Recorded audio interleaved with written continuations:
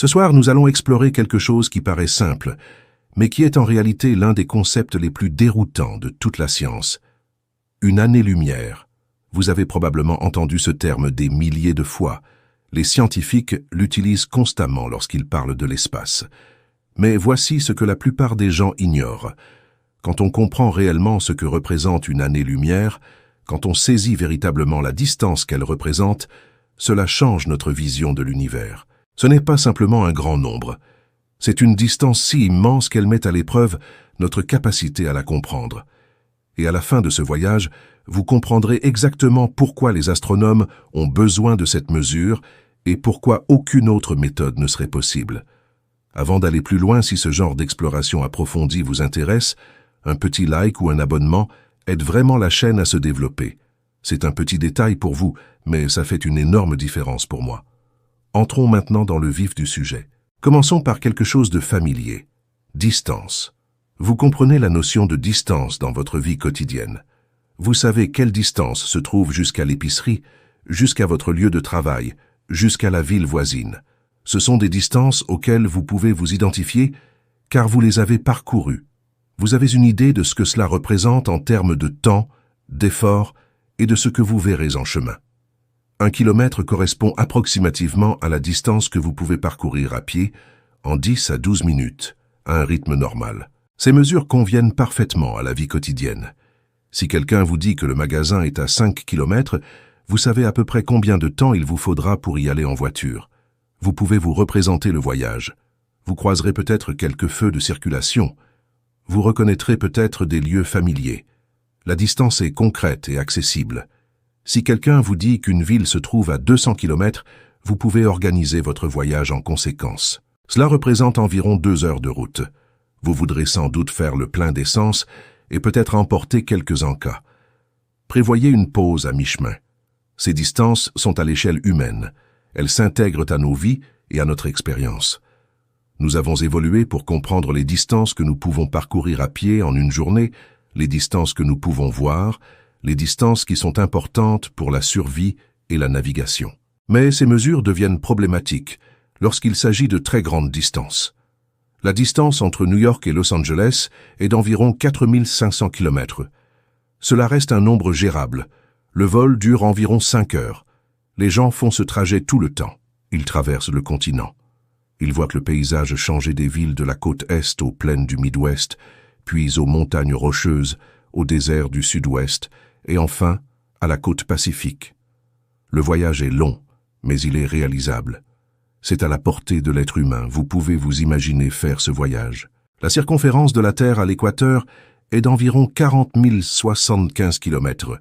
C'est un chiffre important, mais nous pouvons tout de même travailler dessus sur le plan conceptuel. Les premiers explorateurs ont fait le tour du monde par la mer. Nous savons donc qu'il est possible de parcourir cette distance, même si cela prend des mois. L'expédition de Ferdinand Magellan a mis 3 ans pour faire le tour du monde, de 1519 à 1522. Les vols commerciaux modernes peuvent faire le tour de la Terre en environ 45 heures, si l'on pouvait réserver des vols avec correspondance permettant de faire le tour complet. La Terre est grande vue de nous depuis sa surface, mais elle n'est pas immense à l'extrême. C'est une chose finie que l'on pourrait en théorie explorer complètement. Mais maintenant, voyons plus grand. La distance entre la Terre et la Lune est d'environ 384 000 km. C'est là que les mesures normales commencent à paraître insuffisantes. 384 000 km. C'est difficile à visualiser de manière significative. Ce n'est pas comme traverser le pays en voiture. Ce n'est pas comme faire le tour du monde à la voile. C'est complètement différent. Il n'y a pas de route à suivre, pas de point de repère à franchir, pas d'aire de repos en cours de route. C'est juste une question de distance, distance pure à travers l'espace vide. Comment commencerait-on même à voyager aussi loin? Les astronautes d'Apollo ont mis environ 3 jours pour voyager de la Terre à la Lune en utilisant de puissantes fusées qui les ont accélérées à des vitesses d'environ 11 km/h. Cela représente environ 39 600 km/h, soit environ 400 fois plus vite que sur autoroute. Réfléchissez-y un instant. 400 fois plus vite que vous n'avez jamais conduit, et même à cette vitesse incroyable, qui nécessitait certaines des fusées les plus puissantes jamais construites, brûlant d'énormes quantités de carburant, il a quand même fallu 3 jours. 3 jours de voyage à travers l'espace vide, à des vitesses jamais atteintes auparavant par l'être humain, juste pour atteindre notre plus proche voisin céleste. Et cela ne concerne que la Lune, le corps céleste le plus proche de la Terre. La Lune est si proche qu'on peut la voir à l'œil nu. On peut distinguer les détails de sa surface avec des jumelles. Il est là, suspendu dans le ciel. Et pourtant, il faut 3 jours de voyage en fusée pour l'atteindre. Quand on commence à parler de la distance qui nous sépare des autres planètes, du Soleil, des autres étoiles, les kilomètres deviennent complètement inutiles. Les nombres deviennent tellement importants qu'ils perdent tout leur sens. Elles deviennent des symboles abstraits sur une page plutôt que des distances auxquelles on peut se référer, de quelque manière que ce soit. La distance entre la Terre et le Soleil est d'environ 150 millions de kilomètres. Essayez de visualiser cela. Vous ne pouvez pas, n'est-ce pas? Votre cerveau le perçoit simplement comme un très grand nombre, mais vous n'avez aucune intuition de ce que cela signifie. Rien dans votre vie quotidienne ne vous prépare à une telle distance. Rien dans l'évolution humaine ne nous a préparés à penser à des distances aussi grandes. Nous avons évolué pour comprendre la distance jusqu'à la prochaine source d'eau, la distance jusqu'au terrain de chasse, la distance que nous pouvions parcourir à pied en une journée. Nous n'avons pas évolué pour comprendre 150 millions de kilomètres. Le vaisseau spatial Apollo, qui a emmené les astronautes sur la Lune, voyageait à une vitesse moyenne d'environ 11 km par seconde. À cette vitesse, il faudrait environ 160 jours, répartis sur 5 mois, pour atteindre la distance qui sépare le Soleil. La sonde solaire. Parker, le vaisseau spatial le plus rapide jamais construit par l'homme, se déplace à des vitesses allant jusqu'à 192 km/s lorsqu'elle est proche du Soleil, utilisant sa gravité pour se propulser à des vitesses de plus en plus élevées. Même à cette vitesse incroyable, environ 17 fois supérieure à celle du vaisseau spatial Apollo, la sonde met encore des mois pour effectuer ses orbites autour du Soleil, et l'étoile est proche. C'est juste ici, dans notre voisinage cosmique. C'est l'étoile autour de laquelle nous orbitons. C'est la source de toute la lumière et de toute la chaleur qui rendent la vie possible sur Terre. Nous le constatons tous les jours. C'est familier. Et pourtant, il se trouve à 150 millions de kilomètres. Une distance si immense que même nos vaisseaux spatiaux les plus rapides mettent des mois à la parcourir. Quand on commence à parler des distances qui nous séparent des autres étoiles, même la distance du Soleil devient minuscule en comparaison. Le Soleil est notre étoile la plus proche et il se trouve à 150 millions de kilomètres. L'étoile la plus proche suivante, Proximus Centauri, est environ 266 000 fois plus éloignée. 266 000 fois plus loin qu'une distance que nos vaisseaux spatiaux les plus rapides mettent déjà des mois à parcourir. C'est pourquoi les astronomes avaient besoin d'une unité de mesure différente. Non pas parce qu'ils aiment compliquer les choses, non pas parce qu'ils veulent embrouiller les gens avec de grands chiffres, mais parce que les kilomètres ne fonctionnent tout simplement pas lorsqu'il s'agit de mesurer des distances cosmiques. Utiliser les kilomètres pour mesurer les distances aux étoiles reviendrait à utiliser les millimètres pour mesurer la distance entre les pays. Techniquement possible, mais totalement impraticable. Les nombres deviennent tellement importants qu'ils perdent tout leur sens. Elles cessent d'être des distances et deviennent de simples chiffres, des concepts mathématiques abstraits qui ne correspondent à rien dans notre expérience. Les astronomes ont donc imaginé quelque chose de différent, l'année-lumière. Mais voici ce que vous devez comprendre dès le départ. Une année-lumière n'est pas une unité de mesure du temps. Je sais que le mot « année » y figure, ce qui pourrait faire penser à temps, mais ce n'est pas le cas. Une année-lumière est une unité de mesure de distance. C'est la distance parcourue par la lumière en une année. Maintenant, pourquoi baser une mesure sur la lumière? Parce que la lumière est spéciale. La lumière est ce qu'il y a de plus rapide dans l'univers. Rien ne peut voyager plus vite que la lumière. Il ne s'agit pas seulement d'une limitation de vitesse que nous n'avons pas encore dépassée. C'est une loi fondamentale de la physique. La vitesse de la lumière est une constante, immuable, la même partout dans l'univers. Que vous soyez sur Terre, sur Mars, dans une autre galaxie ou aux confins de l'univers observable, la lumière se propage toujours à la même vitesse. La lumière se propage à environ 300 000 km/s. Je le répète car c'est important. 300 000 km/s. Chaque seconde, la lumière parcourt 300 000 km. Il ne s'agit pas d'une approximation ni d'une estimation. Elle a été mesurée avec une précision extraordinaire. La valeur exacte est de 299 792 458 km/s, mais pour nos besoins, 300 000 km/s est suffisamment proche. C'est incroyablement rapide. Pour mettre les choses en perspective, la lumière peut faire le tour de l'équateur terrestre environ 7 fois et demi en 1 seconde. Le temps de claquer des doigts, la lumière pourrait faire plusieurs fois le tour de la planète entière.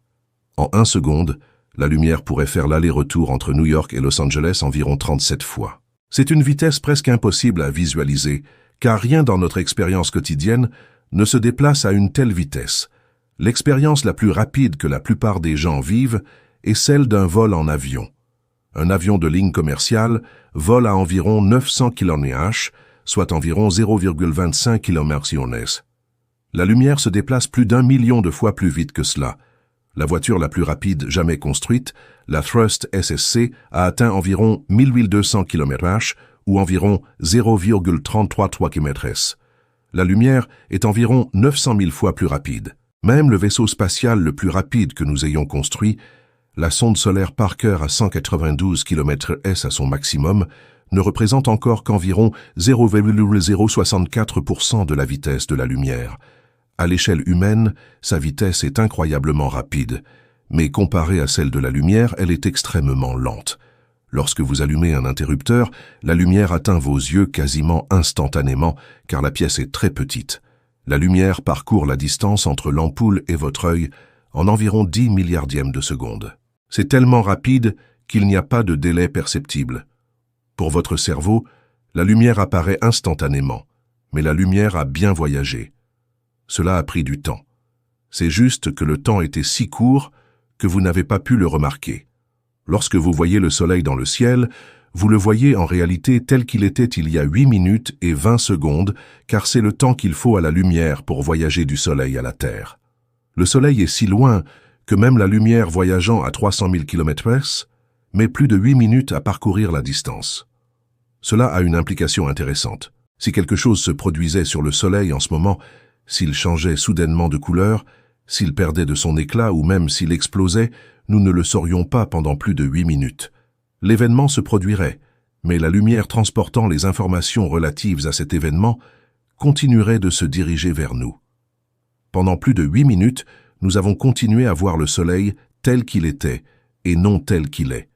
Lorsque vous regardez la Lune, vous la voyez telle qu'elle était il y a environ 1,3 secondes.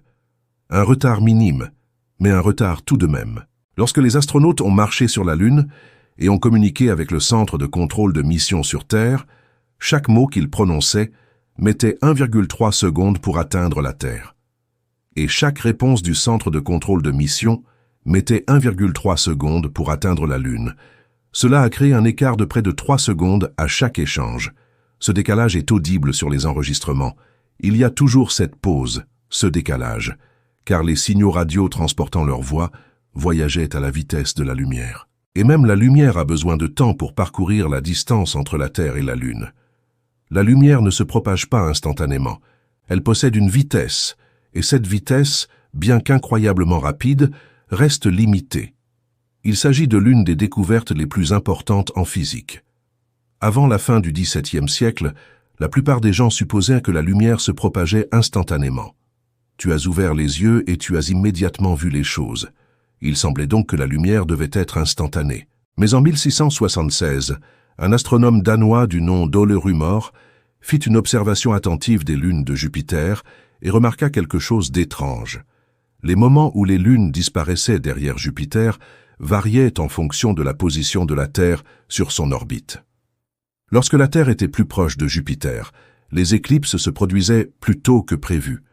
Lorsque la Terre était plus éloignée de Jupiter, ces événements se sont produits plus tard. Rumor a compris que cela était dû au fait que la lumière mettait du temps à parcourir les différentes distances. Il a calculé que la lumière mettait environ 22 minutes pour traverser le diamètre de l'orbite terrestre. Son calcul n'était pas tout à fait exact, car il ne connaissait pas la taille précise de l'orbite terrestre. Mais il a prouvé que la lumière a une vitesse finie. Aujourd'hui, nous connaissons la vitesse de la lumière avec une précision extraordinaire. Nous l'avons mesurée à l'aide de lasers, d'horloges atomiques et d'équipements sophistiqués. Nous avons confirmé que cette valeur est constante, qu'elle ne varie pas en fonction de votre vitesse de déplacement ou de votre position. Et nous avons découvert que cette vitesse, cette constante est tissée dans la trame même de l'univers. Il ne s'agit pas simplement de la vitesse à laquelle la lumière se propage. C'est une propriété fondamentale du temps spatial lui-même. Une année-lumière est donc la distance parcourue par la lumière en 1 an à cette vitesse. Calculons cela. La lumière se déplace à 300 000 km/s. Il y a 60 secondes dans une minute, 60 minutes dans une heure, 24 heures dans une journée et 365 jours dans une année. Si nous multiplions tous ces nombres ensemble, 300 000, 60, 60, 24, 365, nous obtenons environ 9,46 billions de kilomètres. Pour être plus précis, c'est 9 460 730 472 588 kilomètres. Mais par souci de simplicité, on dit généralement 9,46 billions de kilomètres. Voilà ce qu'est une année-lumière. 9,46 billions de kilomètres. Non pas une mesure de temps, mais une mesure de distance. La distance parcourue par la lumière, ce qu'il y a de plus rapide dans l'univers, en une année. Et c'est ce chiffre que nous allons essayer de comprendre ce soir. Car comprendre ce que représente une année-lumière est essentiel pour comprendre notre place dans l'univers, les distances entre les étoiles et la véritable échelle du cosmos. Mais d'abord, il nous faut parler de ce que signifie réellement un billion, parce que la plupart des gens n'ont aucune idée intuitive de l'ampleur réelle de ce nombre. Nous utilisons couramment des mots comme millions, milliards et billions dans les conversations de tous les jours. On entend parler de budgets gouvernementaux se chiffrant en billions, de milliardaires, de musique qui touche des millions de personnes, mais on ne comprend pas vraiment les différences énormes entre ces chiffres. Ce sont tous de grands nombres, nous les considérons donc comme plus ou moins équivalents. Mais ils ne le sont pas. Les différences entre eux sont stupéfiantes. 1 million, c'est 1000 milliers. Si vous économisiez $1 par jour, à partir d'aujourd'hui et sans jamais vous arrêter, vous auriez $1 million en environ 2740 ans. C'est long, mais c'est envisageable. On peut imaginer une chronologie remontant à 2740 ans. Cela nous ramène à la Grèce antique, au début de la République romaine, à une époque où les humains construisaient déjà des villes, écrivaient des livres, créaient des civilisations. C'est une période de temps compréhensible. 1 milliard, c'est 1000 millions. Maintenant, nous passons à un facteur de 1000. Si vous économisiez $1 par seconde, pas tous les jours, mais chaque seconde, il vous faudrait environ 32 ans pour économiser $1 milliard. C'est plus que le temps nécessaire à une génération pour grandir. Si vous commenciez à compter les secondes depuis votre naissance et que vous comptiez sans interruption, sans dormir, sans manger, sans n'y prendre aucune pause, vous auriez 32 ans lorsque vous auriez atteint le milliard. Réfléchissez-y. 1 million de secondes équivaut à environ 11 jours et demi. C'est envisageable. Vous pouvez imaginer une période de 11 jours et demi. Il reste moins de 2 semaines. Mais 1 milliard de secondes, ça fait 32 ans. Le passage d'1 million à 1 milliard est énorme. 1 billion, c'est 1000 milliards. Et c'est là que les chiffres perdent complètement tout lien avec ce à quoi nous pouvons nous identifier. Si vous comptiez jusqu'à 1000 milliards, en comptant un nombre par seconde sans vous arrêter, cela vous prendrait environ 31 700 ans. Permettez-moi de remettre les choses en perspective. C'est plus long que toute l'histoire humaine enregistrée. L'agriculture, fondement de la civilisation, n'a été inventée qu'il y a environ 10 000 ans. Avant cela, tous les humains vivaient comme des chasseurs-cueilleurs, se déplaçant d'un endroit à l'autre, suivant les troupeaux d'animaux et les plantes saisonnières. Les systèmes d'écriture sont apparus il y a environ 5000 ans en Mésopotamie. Les pyramides d'Égypte ont été construites il y a environ 4600 ans. La roue a probablement été inventée il y a environ 5500 ans. Pour compter jusqu'à 1000 milliards, il faudrait avoir commencé à compter avant que tout cela ne se produise. Il aurait fallu commencer à une époque où les humains vivaient encore en petits groupes tribaux, avant qu'il n'y ait ni ville, ni nation, ni langue écrite, ni agriculture, ni établissement permanent. Il aurait fallu compter à travers toute l'histoire de la civilisation humaine, chaque invention, chaque découverte, chaque empire qui s'est élevé et est tombé, chaque guerre, chaque paix, chaque triomphe et chaque tragédie de l'histoire humaine. Permettez-moi de rendre cela encore plus concret. Il y a 31 700 ans, les humains modernes vivaient durant la dernière période glaciaire. Nous utilisions des outils en pierre. Nous chassions les mammouths laineux et les paresseux terrestres géants. Nous avions à peine commencé à nous répandre à travers le monde. Les humains modernes avaient quitté l'Afrique il y a peu et commençaient tout juste à peupler l'Europe et l'Asie. Il n'existait pas de langue telle que nous la connaissons aujourd'hui. Aucun art au-delà des peintures rupestres les plus primitives, aucune technologie au-delà des pierres pointues et des lances en bois. Voilà à quelle époque remonte 1 billion de secondes. Et une année-lumière équivaut à 9,46 billions de kilomètres. Chacun de ces kilomètres est un kilomètre. Ce n'est pas une unité abstraite, c'est une vraie distance. La distance que vous pourriez parcourir en 10 à 12 minutes environ à un rythme normal. Et il y a 9,46 billions de ces kilomètres individuels dans une année-lumière. 9,46 billions de segments distincts, d'une longueur de kilomètres. Chacune d'elles correspond à la distance d'une marche jusqu'à votre magasin local. Donc, quand on dit qu'une année-lumière est de 9,4646 billions de kilomètres, nous parlons d'une distance qui dépasse de loin tout ce que nous vivons au quotidien. Vous pouvez l'écrire. Vous pouvez effectuer des calculs avec. Vous pouvez l'utiliser dans des équations. Mais le saisir intuitivement est quasiment impossible. Notre cerveau n'a tout simplement pas évolué pour traiter des nombres aussi importants. Nous avons évolué pour compter le nombre de personnes dans notre tribu, le nombre d'animaux dans un troupeau, le nombre de jours jusqu'au changement de saison. On peut compter jusqu'à quelques centaines, voire quelques milliers si on se concentre vraiment. Mais 9,46 billions, c'est tellement au-delà de nos capacités cognitives que cela pourrait tout aussi bien être l'infini. La meilleure façon de comprendre une année-lumière est de procéder par étapes, en commençant par des distances que nous pouvons appréhender et en augmentant progressivement l'échelle.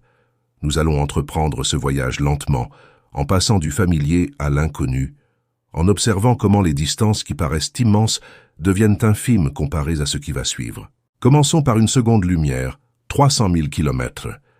Cela correspond approximativement à la distance entre la Terre et la Lune, plus les 3/4 du trajet retour. Réfléchissez à ce que cela signifie. La lumière quitte la Terre, voyage jusqu'à la Lune, située à 384 000 kilomètres, rebondit et parcourt environ les 3/4 du chemin jusqu'à la Terre. Et tout cela se passe en une seconde. Une seule seconde. Lors des missions Apollo, lorsque les astronautes sur la Lune communiquaient avec le centre de contrôle de mission à Houston, il y avait un délai de communication d'environ 1,3 secondes dans les deux sens. Les astronautes disaient quelque chose, et le centre de contrôle de mission ne l'entendait pas pendant 1,3 secondes, car le signal radio, voyageant à la vitesse de la lumière, avait besoin de ce temps pour effectuer le trajet.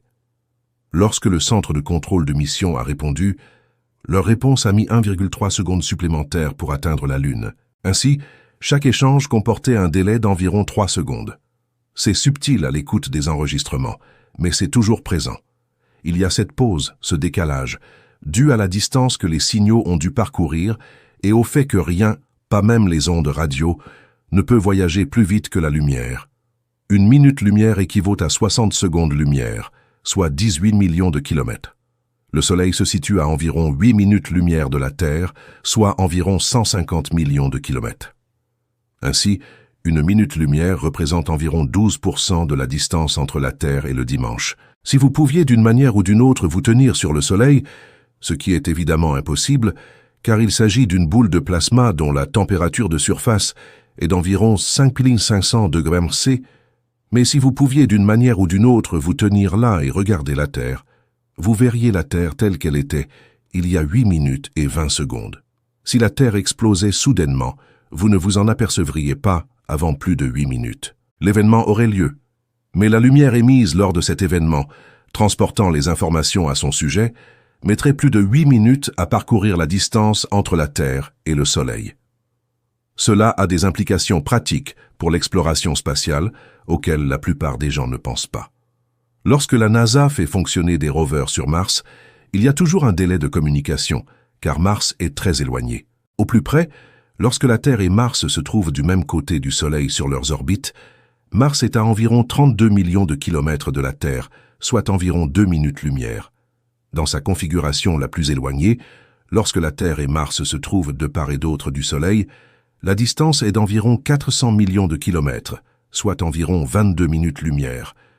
Cela signifie que lorsque le rover Perseverance opère sur Mars, chaque commande envoyée depuis la Terre met entre 2 et 22 minutes à arriver, selon la position de Mars sur son orbite. Et les données renvoyées par le rover mettent le même temps à atteindre la Terre. On ne peut pas piloter un rover sur Mars en temps réel comme on piloterait une voiture télécommandée sur Terre. Le délai est trop long. Au lieu de cela, les ingénieurs de la NASA doivent planifier soigneusement les activités du rover.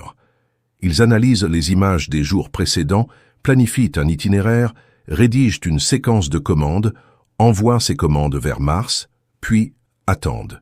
Si quelque chose tourne mal, si le rover se retrouve coincé sur un rocher ou rencontre un obstacle, il ne peut pas réagir instantanément. Ils doivent attendre que l'information parvienne sur Terre, ce qui prend entre 2 et 22 minutes. Ensuite, ils doivent analyser ce qui s'est mal passé, trouver une solution, rédiger de nouvelles commandes, envoyer ces commandes et attendre encore 2 à 22 minutes avant qu'elles ne arrivent. Un problème qui pourrait être résolu en quelques secondes avec une voiture télécommandée sur Terre peut prendre 1 heure, voire plus, sur Mars. 1 heure de lumière équivaut à 60 minutes de lumière. Cela représente environ 1,80 milliard de kilomètres, plus d'1 milliard de kilomètres. C'est une distance tellement immense qu'il est même difficile de l'imaginer. La planète Saturne, au plus près de la Terre, se situe à environ 1,2 heures-lumière. Saturne est l'une des planètes les plus éloignées que l'on puisse voir à l'œil nu depuis la Terre. Un magnifique monde annelé, observé depuis l'Antiquité, situé à environ 1,2 heures-lumière de la Terre. Lorsque la sonde Cassini a orbité autour de Saturne, de 2004 à 2017, elle a pris d'incroyables photographies rapprochées de la planète et de ses lunes. Il s'est écoulé plus d'1 heure entre le moment où la photo a été prise et celui où elle est parvenue sur Terre. Le vaisseau spatial prendrait une photo, la convertirait en données numériques, la transmettrait sous forme de signal radio voyageant à la vitesse de la lumière, et plus d'1 heure plus tard, les scientifiques sur Terre la recevraient. Cela signifiait que Cassini ne pouvait pas être contrôlé en temps réel. Les ingénieurs et les scientifiques ne pouvaient pas observer ce que le vaisseau spatial voyait et ajuster sa trajectoire en temps réel comme on pilote une voiture ou un drone. Au lieu de cela, ils devaient programmer des séquences de commandes entières des jours ou des semaines à l'avance, les télécharger sur le vaisseau spatial et faire confiance à Cassini pour les exécuter correctement. Si un problème survenait, le vaisseau spatial devait être suffisamment intelligent pour le gérer de manière autonome, reconnaître le problème et passer en mode sans échec. Car le temps que le problème soit signalé sur Terre et que de nouvelles commandes soient envoyées, plus de 2 heures se seraient écoulées. La situation aurait pu complètement changer pendant ce laps de temps. Un jour lumineux équivaut à 24 heures de lumière, soit environ 25 milliards 900 millions de kilomètres. Nous parlons maintenant de distances où même nos vaisseaux spatiaux les plus rapides deviennent incroyablement lents en comparaison. Voyager 1, le vaisseau spatial lancé en 1977 et qui est actuellement l'objet fabriqué par l'homme le plus éloigné de la Terre, se trouve à environ 24 heures-lumière en 2025. Il voyage depuis près de 50 ans, se déplaçant à environ 17 km/s, soit environ 61 200 km/h. C'est incroyablement rapide, quel que soit le critère humain. À cette vitesse, on pourrait traverser les États-Unis d'un bout à l'autre en 2 minutes environ. Et pourtant, après près de 5 décennies de voyage constant à travers le vide spatial sans rien pour la ralentir, voyager n'a toujours pas parcouru une journée-lumière complète depuis la Terre. Cela correspond approximativement à la distance jusqu'à l'héliotrope, la limite où s'arrête l'influence du Soleil et où commence l'espace interstellaire. L'héliopause est le moment où le vent solaire, le flux constant de particules chargées s'échappant du Soleil dans toutes les directions, ralentit finalement et se mélange au milieu interstellaire, le gaz raréfié qui remplit l'espace entre les étoiles. Voyager 1 a franchi cette limite en 2012, devenant ainsi le premier objet fabriqué par l'homme à pénétrer dans l'espace interstellaire. Ce fut un moment historique, une étape marquante dans l'exploration humaine. Mais c'est encore à une journée d'ensoleillement. À l'échelle cosmique, c'est encore le cas ici même, dans notre quartier. Une semaine lumineuse correspond à 7 jours lumineux, soit environ 181 milliards de kilomètres. Nous nous trouvons maintenant dans une région où rien n'a jamais été fabriqué par l'homme et où rien ne le sera pendant des décennies, voire des siècles. Il s'agit de l'espace profond, bien au-delà des planètes, bien au-delà de tout ce que nous avons exploré directement. Ici, le Soleil n'apparaîtrait plus comme la source écrasante de lumière et de chaleur qu'il est sur Terre. Elle apparaîtrait comme une simple étoile brillante, plus brillante que les autres étoiles, certes, mais juste un point de lumière dans l'obscurité. Si vous vous trouviez là, flottant dans l'espace à une semaine-lumière du Soleil, vous verriez le Soleil comme une étoile brillante. Mais vous verriez aussi des milliers d'autres étoiles dispersées dans le ciel noir. Vous vous rendriez peut-être compte pour la première fois que le Soleil n'est qu'une étoile parmi tant d'autres. Un mois lumineux correspond à environ 30 jours lumineux, soit environ 768 milliards de kilomètres. À cette distance, si vous regardiez le Soleil à travers un télescope, vous le verriez comme une étoile parmi d'autres, à peine plus brillante que beaucoup d'autres dans le ciel. Le système solaire, avec toutes ses planètes, ses lunes, ses astéroïdes et ses comètes, serait à peine visible. Même avec un puissant télescope, vous pourriez apercevoir Jupiter comme un point faible, mais les planètes intérieures seraient perdues dans l'éclat du Soleil. Tout ce que nous considérons comme le système solaire, toutes les planètes que nous avons étudiées et vers lesquelles nous avons envoyé des engins spatiaux, tous les mondes que nous connaissons seraient comprimés dans une minuscule région autour d'une étoile ordinaire. Et une année-lumière équivaut à 365 jours-lumière. Il y a 12 mois de lumière. Il s'agit de 52 semaines de lumière. Il y a 8760 heures de lumière. Cela représente 525 600 minutes de lumière. Cela représente 31 536 000 secondes de lumière. Vous voyez comme les chiffres augmentent rapidement. Nous avons commencé avec une seconde lumière, ce qui représentait déjà une distance énorme à l'échelle humaine, environ la distance entre la Terre et la Lune, et presque le trajet retour. Et nous avons multiplié par des nombres de plus en plus grands, 60 secondes dans une minute, 60 minutes dans une heure, 24 heures dans une journée, 7 jours dans une semaine, 30 jours dans un mois, 12 mois dans une année. Et nous commençons tout juste à atteindre une année-lumière. 9,46 billions de kilomètres. C'est la distance parcourue par la lumière en un an, se déplaçant à 300 000 km par seconde pendant 365 jours consécutifs. Et c'est l'unité fondamentale utilisée par les astronomes pour mesurer les distances entre les étoiles, car les étoiles sont séparées par des distances mesurées en années-lumière. Et rien de plus petit n'a de sens lorsqu'on a affaire à ces vastes échelles cosmiques. Alors pourquoi les astronomes utilisent-ils les années-lumière? Parce que toutes les autres options sont pires. Imaginez si les astronomes utilisaient le kilomètre pour tout. Proxima Centauri se trouve à environ 40 billions de kilomètres, 140 milliards de kilomètres. C'est maladroit, difficile à retenir, et cela ne donne aucune idée intuitive de la distance. Mais si je vous dis que Proxima Centauri se trouve à 4,24 années-lumière, c'est plus clair. Vous pouvez la comparer à d'autres distances.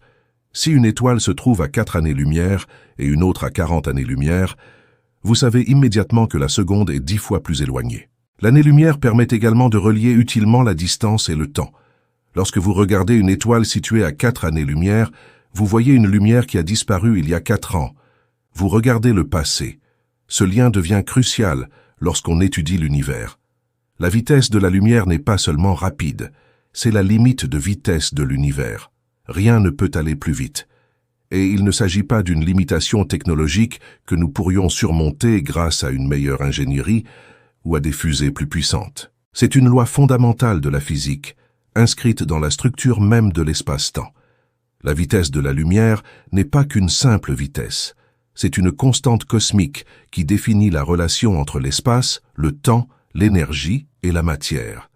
La théorie de la relativité restreinte d'Einstein, publiée en 1905, a démontré que lorsque les objets approchent la vitesse de la lumière, des choses étranges se produisent. Il ne s'agit pas simplement de prédictions théoriques. Ce sont des faits observés, confirmés par d'innombrables expériences menées au cours du siècle dernier. Le temps s'écoule plus lentement pour l'objet en mouvement que pour les observateurs immobiles. C'est ce qu'on appelle la dilatation du temps, et elle a été mesurée directement. La masse de l'objet augmente effectivement, ou plus précisément, son inertie augmente. Il devient de plus en plus difficile d'accélérer. La quantité d'énergie nécessaire pour l'accélérer augmente sans limite à mesure qu'on approche la vitesse de la lumière. Atteindre la vitesse de la lumière nécessiterait une énergie infinie, ce qui est impossible. L'univers ne contient pas d'énergie infinie. Par conséquent, rien qui possède une masse ne peut atteindre la vitesse de la lumière. Permettez-moi de vous expliquer pourquoi cela se produit. Cela paraît évident, et cela fonctionne parfaitement pour les vitesses courantes. Mais Einstein a démontré que cette simple addition ne fonctionne pas lorsqu'on a affaire à des vitesses proches de celles de la lumière. Si vous vous trouvez à bord d'un vaisseau spatial se déplaçant à la moitié de la vitesse de la lumière et que vous braquez une lampe torche vers l'avant, vous pourriez penser que la lumière se déplacerait à une vitesse 1,5 fois celle de la lumière, du moins du point de vue de quelqu'un qui vous observe. Mais ce n'est pas le cas. La lumière se déplace toujours exactement à la vitesse de la lumière, soit 300 000 km/s, aussi bien de votre point de vue à bord du vaisseau spatial que du point de vue d'une personne vous observant de l'extérieur. Cela semble impossible. Comment la lumière peut-elle se déplacer à la même vitesse pour les deux observateurs alors que l'un d'eux se déplace déjà à la moitié de la vitesse de la lumière? La réponse est que l'espace et le temps s'ajustent pour maintenir la vitesse de la lumière constante. Si vous vous déplacez très vite, le temps s'écoule littéralement plus lentement pour vous du point de vue d'un observateur immobile. Et les distances dans la direction où vous vous déplacez se contractent en réalité. Il ne s'agit pas d'illusions d'optique ni d'erreurs de mesure, ce sont de véritables effets physiques. Le temps et l'espace ne sont pas absolus, elles sont relatives et dépendent de votre mouvement. La seule chose absolue qui soit la même pour tous, quelle que soit leur façon de se déplacer, c'est la vitesse de la lumière. Cela a été testé expérimentalement d'innombrables fois. Dans les accélérateurs de particules, les particules se déplacent à des vitesses très proches de celles de la lumière. Nous pouvons mesurer leur durée de vie avant leur décomposition, et nous constatons que les particules se déplaçant à 99,9% de la vitesse de la lumière vivent beaucoup plus longtemps que des particules identiques au repos. Le temps s'écoule littéralement plus lentement pour eux. Ce n'est pas une théorie, c'est un fait avéré. Les satellites GPS en orbite autour de la Terre se déplacent suffisamment vite et sont suffisamment éloignés du champ gravitationnel terrestre pour que la dilatation du temps devienne mesurable. Les horloges atomiques des satellites GPS fonctionnent à un rythme légèrement différent de celui d'horloges identiques au sol. Si le GPS ne tenait pas compte de cet effet de dilatation temporelle, votre navigation GPS serait erronée de plusieurs kilomètres en quelques heures seulement. Le fait que le GPS fonctionne prouve que la dilatation du temps est réelle. Les rayons cosmiques, particules de haute énergie provenant de l'espace, créent des muons lorsqu'ils atteignent la haute atmosphère. Les muons sont des particules subatomiques qui se désintègrent très rapidement, avec une demi-vie d'environ 2 microsecondes. À ce rythme, même en se déplaçant à une vitesse proche de celle de la lumière, les muons créés dans la haute atmosphère ne devraient pas pouvoir atteindre le sol avant de se désintégrer. Et pourtant, nous détectons constamment des muons au niveau du sol. Pourquoi? Car de notre point de vue, les muons se déplacent si vite que la dilatation du temps prolonge leur durée de vie. Ce qui représente 2 microsecondes du point de vue du muon devient beaucoup plus long de notre point de vue. Suffisamment longtemps pour qu'ils atteignent le sol. Seules les particules sans masse, comme les photons, qui sont des particules de lumière, peuvent se déplacer à la vitesse de la lumière. Les photons n'ont pas de masse au repos. Ils n'ont donc pas besoin d'une énergie infinie pour atteindre la vitesse de la lumière. En réalité, les photons doivent toujours se déplacer à la vitesse de la lumière. Ils ne peuvent ni ralentir, ni accélérer. De leur création à leur absorption, ils voyagent exactement à la vitesse de la lumière, ni plus rapide, ni plus lent. C'est tout simplement le rôle des photons, c'est dans leur nature. Cela a des implications profondes pour les voyages spatiaux qui vont bien au-delà des simples défis d'ingénierie. Même si nous développions des systèmes de propulsion parfaits, avec un accès à une énergie illimitée, même si nous résolvions tous les problèmes d'ingénierie imaginables, nous ne pourrions toujours pas voyager plus vite que la lumière. Les 4,24 années-lumière jusqu'à Proxima Centauri représentent un temps de voyage minimum de 4,24 ans, même dans le scénario le plus optimiste où nous pourrions d'une manière ou d'une autre accélérer un vaisseau spatial à une vitesse proche de celle de la lumière. Et ce, rien que pour atteindre l'étoile la plus proche. La plupart des destinations spatiales sont beaucoup plus éloignées. Certains ouvrages de science-fiction proposent des solutions pour contourner cette limitation. Les moteurs à distorsion courbent l'espace autour d'un vaisseau spatial, lui permettant de voyager plus vite que la lumière sans pour autant se déplacer réellement plus vite que la lumière dans l'espace. Des trous de verre qui créent des raccourcis à travers l'espace-temps reliant des points éloignés dans l'espace. L'hyperespace est une dimension parallèle où les lois de la physique sont différentes et où les voyages supraluminiques sont possibles. Ce sont des idées créatives et certaines, comme les moteurs à distorsion, ont une base en physique théorique. Le moteur d'Alcubierre, proposé en 1994, est une solution théorique aux équations du champ d'Einstein qui permettrait des voyages supraluminiques en contractant l'espace devant un vaisseau spatial et en l'élargissant derrière. Mais il y a des problèmes. Le moteur d'Alcubierre nécessiterait de la matière exotique à densité d'énergie négative pour fonctionner. On ne sait pas que ce genre de matière existe. Certains physiciens pensent que cela pourrait être impossible pour des raisons fondamentales. Même si de la matière exotique existe, il en faudrait une quantité énorme, peut-être plus d'énergie de masse que dans tout l'univers observable. Et il y a des problèmes de causalité. Si l'on pouvait voyager plus vite que la lumière, on pourrait potentiellement voyager dans le temps à rebours, créant ainsi des paradoxes. Les trous de verre, s'ils existent, seraient probablement incroyablement instables et s'effondreraient avant que quoi que ce soit puisse les traverser. Maintenir un trou de verre ouvert suffisamment longtemps pour pouvoir le traverser pourrait nécessiter plus d'énergie qu'il n'en existe dans tout l'univers. Et là encore, il y a des problèmes de causalité. Si les trous de verre permettent de voyager plus vite que la lumière, ils permettent également de voyager dans le temps vers le passé, avec tous les paradoxes que cela implique. Hyperspace est pure spéculation, sans aucun fondement en physique connu. C'est un concept de science-fiction qui donne lieu à de bonnes histoires, mais qui n'a aucun lien avec la physique ou les mathématiques réelles. Il n'existe aucune preuve qu'une telle chose existe ou puisse exister. D'après nos connaissances, basées sur plus d'un siècle d'expérience et d'observations minutieuses, la vitesse de la lumière constitue une barrière absolue. Ce n'est pas un défi que l'on peut relever grâce à une meilleure technologie. C'est une loi fondamentale de la nature. Lorsque nous parlons d'étoiles situées à des centaines ou des milliers d'années-lumière, nous parlons de distances qui pourraient être fondamentalement inaccessibles avec toute technologie compatible avec les lois de la physique telles que nous les comprenons. L'année-lumière ne mesure pas seulement la distance. Cela mesure une barrière, une limite, une frontière au-delà de laquelle les règles normales de cause à effet commencent à se dégrader. Parlons de Proxima Centauri, car c'est notre voisine stellaire la plus proche, et elle nous aide à comprendre concrètement ces distances. Comprendre Proxima Centauri, l'étoile la plus proche au-delà de notre Soleil, nous permet de saisir ce que signifie l'affirmation selon laquelle même les étoiles les plus proches sont incroyablement éloignées. Proxima Centauri est une petite étoile naine rouge du système Alpha Centauri, qui est en réalité un système triple. Deux d'entre elles, Alpha Centauri A et B, sont des étoiles semblables au Soleil, qui orbitent l'une autour de l'autre. Ils sont de taille et de luminosité similaires à celles de notre Soleil, et ils orbitent autour de leur centre de masse commun tous les 79,9 ans, dans une lente danse gravitationnelle qui dure depuis des milliards d'années. Si vous pouviez les voir de près, Alpha Centauri A et B ressembleraient à deux soleils, tournant l'un autour de l'autre dans l'obscurité de l'espace.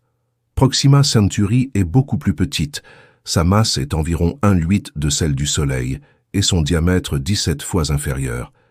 Il est si petit et si peu lumineux qu'on ne peut pas le voir à l'œil nu. Bien qu'il s'agisse de notre plus proche voisine stellaire, il faut un télescope pour la repérer. Les naines rouges comme Proxima Centauri sont le type d'étoile le plus courant dans la galaxie, représentant environ 70% de toutes les étoiles. Mais elles sont toutes si peu lumineuses qu'aucune n'est visible à l'œil nu, bien qu'elles soient relativement communes. Lorsque vous regardez le ciel nocturne, chaque étoile que vous pouvez voir à l'œil nu est soit plus grande et plus brillante que le Soleil, soit ce n'est pas une étoile du tout, mais une planète. Proxima Centauri est à 4,24 années-lumière, environ 40 140 milliards de kilomètres, Cela fait 40 suivi de 12 zéros. Pour mettre cela en perspective, si vous pouviez voyager à la vitesse du vaisseau spatial le plus rapide jamais construit par l'homme, la sonde solaire Parker à 192 km/s, il vous faudrait environ 6800 ans pour atteindre Proxima Centauri. C'est plus long que toute l'histoire humaine enregistrée. L'écriture a été inventée il y a environ 5000 ans. Vous auriez pu commencer votre voyage lorsque les humains ont appris à écrire, que la musique voyageait sans cesse à la vitesse la plus rapide jamais atteinte par un vaisseau spatial humain, et vous seriez encore en voyage aujourd'hui, à des milliers d'années de votre destination. Des propositions ont été faites pour des vaisseaux spatiaux plus rapides. L'initiative révolutionnaire Starshot, annoncée en 2016 par le physicien Stephen Hawking et l'entrepreneur Yuri Milner, propose d'utiliser de puissants lasers terrestres pour accélérer de minuscules engins spatiaux à environ 20% de la vitesse de la lumière. Le concept est élégant et scientifiquement solide, du moins en principe. Vous construisez un vaisseau spatial qui est essentiellement une puce informatique avec une caméra pesant peut-être 1 gramme, fixée à une voile solaire ultra mince, faite d'un matériau réfléchissant, d'une épaisseur de quelques atomes seulement. Ensuite, vous pointez vers lui d'immenses réseaux de lasers depuis la Terre. Le faisceau laser pousse la voile, et grâce à la légèreté incroyable du vaisseau spatial, celui-ci peut être accéléré à des vitesses prodigieuses. À 20% de la vitesse de la lumière, soit environ 60 000 km/s, une sonde pourrait atteindre Proxima Centauri en une vingtaine d'années. Ajoutez encore 4 ans pour que les signaux reviennent sur Terre à la vitesse de la lumière, et vous pourriez potentiellement obtenir des données de Proxima Centauri 24 ans après son lancement. Cela se situe à l'échelle d'une vie humaine, ce qui est passionnant. Vous pourriez lancer une mission quand vous êtes jeune et potentiellement en voir les résultats avant de mourir. Mais les défis techniques sont énormes, voire insurmontables avec les technologies actuelles ou à venir. Premièrement, il vous faut des lasers incroyablement puissants. La proposition prévoit un réseau laser d'une puissance totale d'environ 100 GAO. Cela équivaut approximativement à la production de 100 centrales nucléaires, concentrées en un faisceau laser, quelques kilomètres de large. Ce faisceau devrait suivre le minuscule vaisseau spatial à mesure qu'il accélère, en maintenant la lumière précisément focalisée sur la voile.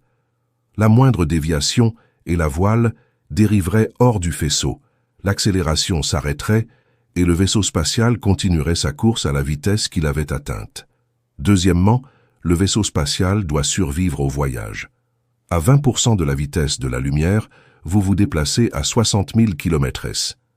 À cette vitesse, les collisions, même avec de minuscules particules, deviennent catastrophiques. Un grain de poussière, quelque chose de plus petit qu'un grain de sable, percutant le vaisseau spatial à cette vitesse, libérerait une énergie équivalente à celle d'une grosse bombe. Le vaisseau spatial aurait besoin d'un blindage pour le protéger.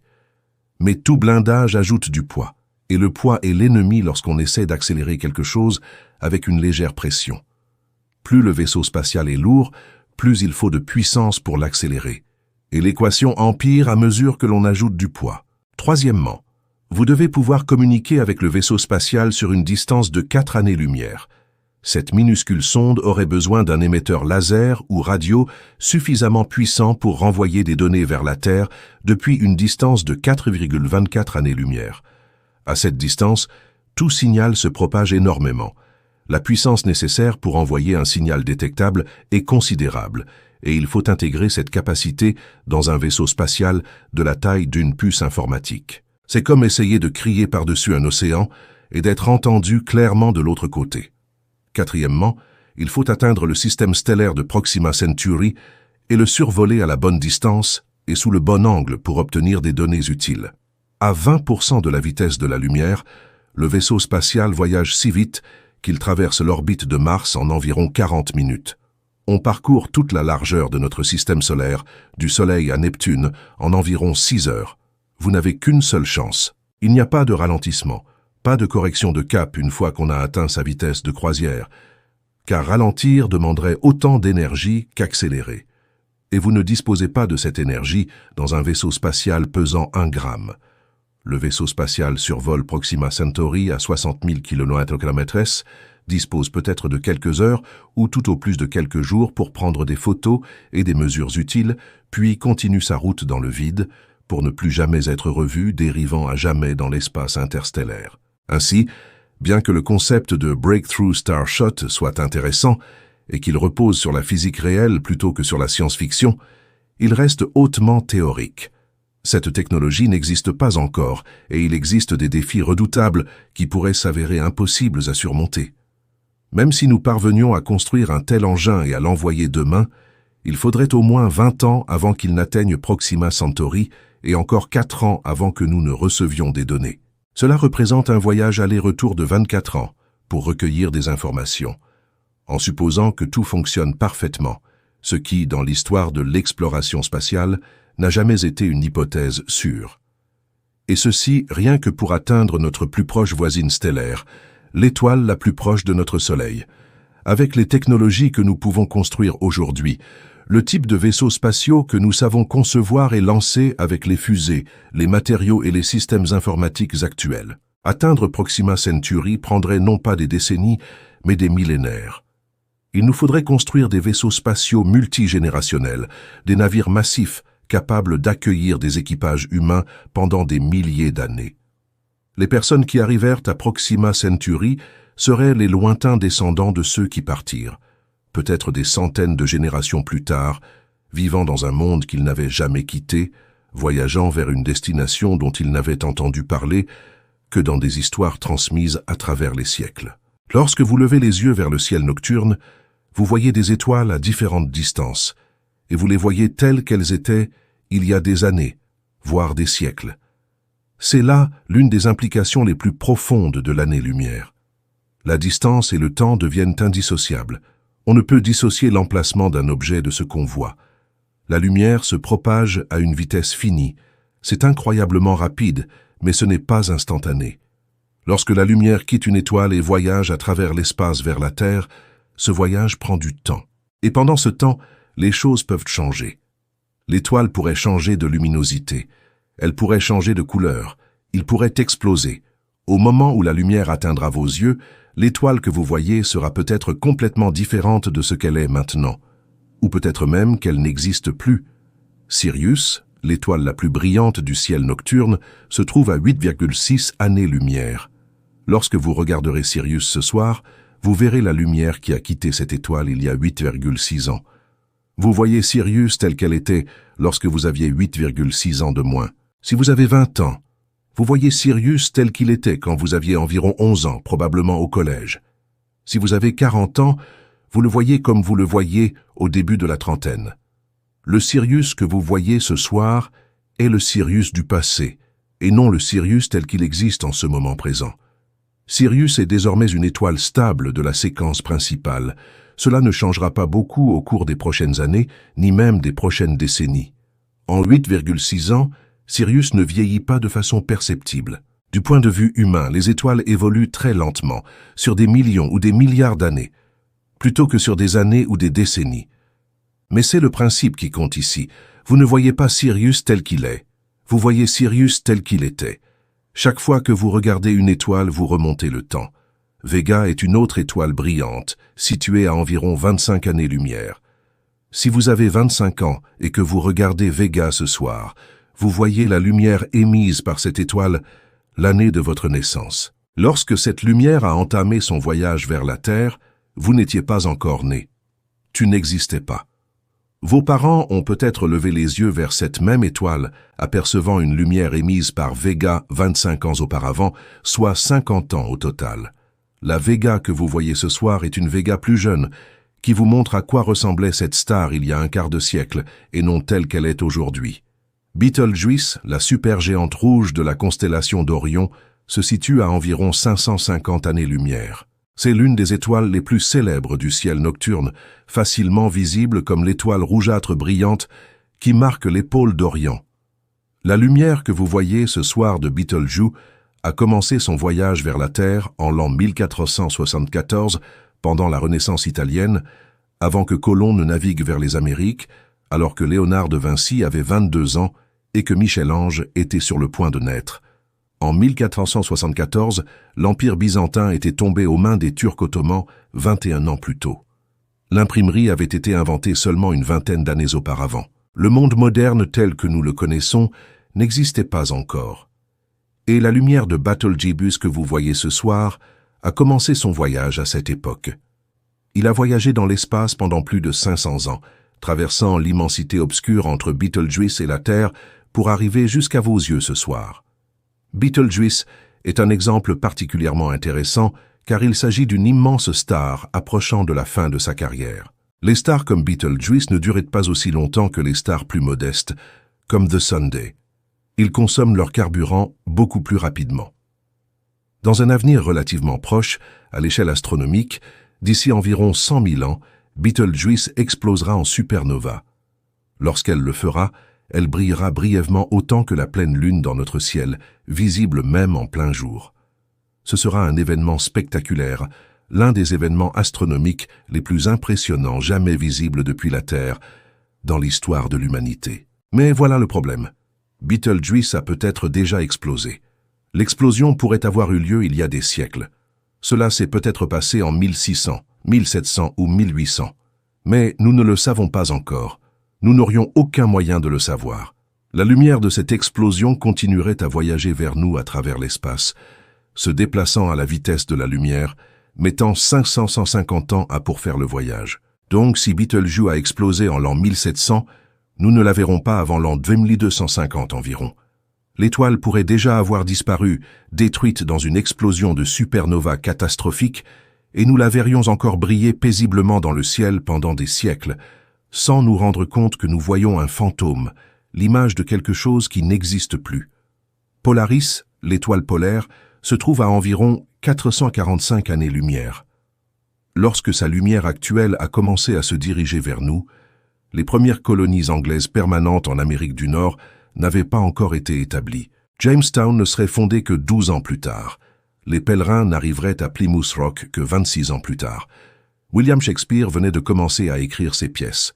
Il avait écrit certaines de ses premières œuvres, mais n'avait pas encore écrit Hamlet, Macbeth, le roi Lear, ni la plupart de ses autres pièces célèbres.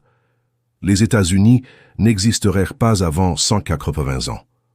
Lorsque cette lumière de l'étoile polaire a entamé son voyage, le monde était fondamentalement différent d'aujourd'hui. Et ce soir, cette lumière ancestrale pénètre dans ton œil. Vous êtes connecté à travers l'espace et le temps par des photons qui voyagent depuis 4 siècles et demi. À environ 20 années-lumière de la Terre, on compte environ 130 systèmes stellaires connus. Certaines sont des étoiles solitaires comme notre Soleil. D'autres sont des systèmes binaires composés de 2 étoiles, orbitant l'une autour de l'autre, voire des systèmes triples comme Alpha Centauri.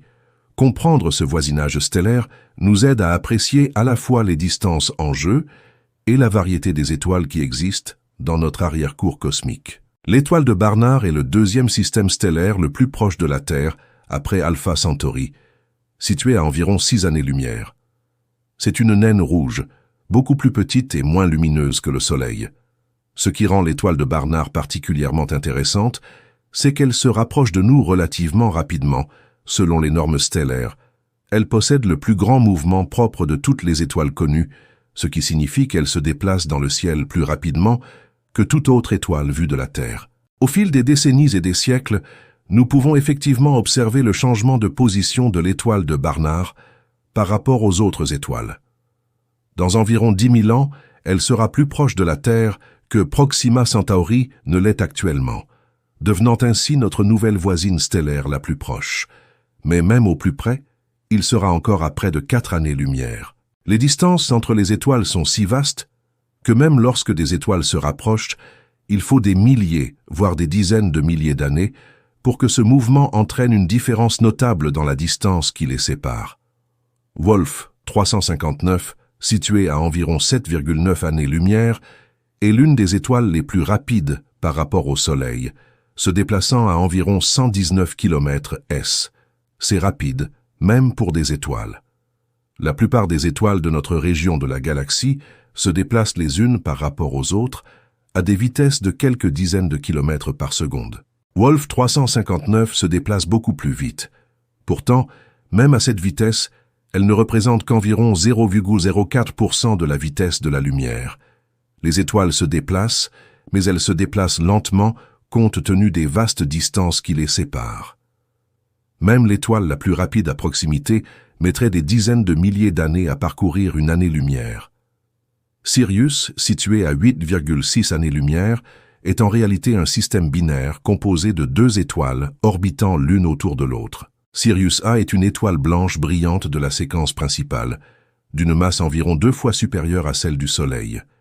C'est l'étoile la plus brillante de notre ciel nocturne, en partie parce qu'elle est relativement proche et en partie parce qu'elle est intrinsèquement très lumineuse. Sirius B est complètement différent. C'est une naine blanche, le vestige dense d'une étoile qui a épuisé son combustible nucléaire et s'est effondrée. Les naines blanches sont des objets fascinants. Elles ont à peu près la taille de la Terre, mais la masse d'une étoile. Sirius B possède une masse équivalente à celle de notre Soleil, comprimée dans une sphère de la taille de notre planète. Cela le rend incroyablement dense. Une cuillère à café de matière provenant de Sirius B pèserait environ 5 tonnes sur Terre. Les 2 étoiles orbitent l'une autour de l'autre tous les 50 ans, liées par la gravité, chacune suivant une trajectoire elliptique autour de leur centre de masse commun. La Voie lactée est une galaxie spirale contenant entre 100 et 400 milliards d'étoiles. C'est une fourchette énorme, car il est en réalité assez difficile de compter les étoiles dans notre propre galaxie. Nous sommes pris au piège, comme si nous essayions de compter les arbres en plein milieu d'une forêt. La poussière obstrue notre vue dans de nombreuses directions. Les étoiles peu lumineuses sont difficiles à détecter, et la galaxie est si vaste que nous ne pouvons pas la voir entièrement d'un seul coup depuis notre position. Mais les meilleures estimations suggèrent un nombre d'étoiles compris entre 100 et 400 milliards. Le chiffre le plus probable se situant entre 200 et 300 milliards. Notre Soleil n'est qu'une de ces étoiles. Une étoile naine jaune ordinaire, de taille et de luminosité moyenne. D'un point de vue galactique, notre Soleil n'a rien de particulier. Ce n'est ni le plus grand, ni le plus lumineux, ni le plus chaud, ni le plus froid. C'est une étoile comme les autres, parmi des centaines de milliards. Et il est situé dans l'un des bras spiraux, à environ 26 000 années-lumière du centre galactique. 26 000 années-lumière. La lumière que nous voyons du centre de notre galaxie, si nous pouvions voir à travers toute la poussière qui bloque la vue, a quitté le centre galactique il y a 26 000 ans. Lorsque cette lumière a entamé son voyage, les humains vivaient encore comme chasseurs-cueilleurs à l'âge de pierre. L'agriculture n'avait pas encore été inventée. Il n'y avait pas d'établissement permanent, pas de ville, pas de civilisation telle que nous la connaissons. Les gens vivaient en petits groupes nomades, suivant les troupeaux d'animaux, cueillant des plantes sauvages et utilisant de simples outils en pierre. L'écriture ne serait inventée que 21 000 ans plus tard. Tout ce que nous considérons comme la civilisation humaine, depuis les premières fermes jusqu'aux premières villes, en passant par les premiers écrits, tous les anciens empires et le monde moderne. Tout cela s'est produit alors que la lumière provenant du centre galactique voyageait vers nous. Et cette lumière qui a quitté lorsque les humains étaient encore des chasseurs-cueilleurs primitifs arrive sur Terre ce soir. La Voie lactée mesure environ 100 000 années-lumière de diamètre, d'un bord à l'autre de ses bras spiraux. Si vous pouviez d'une manière ou d'une autre voyager à la vitesse de la lumière, ce qui est impossible, il vous faudrait 100 000 ans pour traverser la galaxie d'un bout à l'autre. 100 000 ans, 1000. L'espèce humaine moderne, Homo sapiens, existe depuis environ 300 000 ans.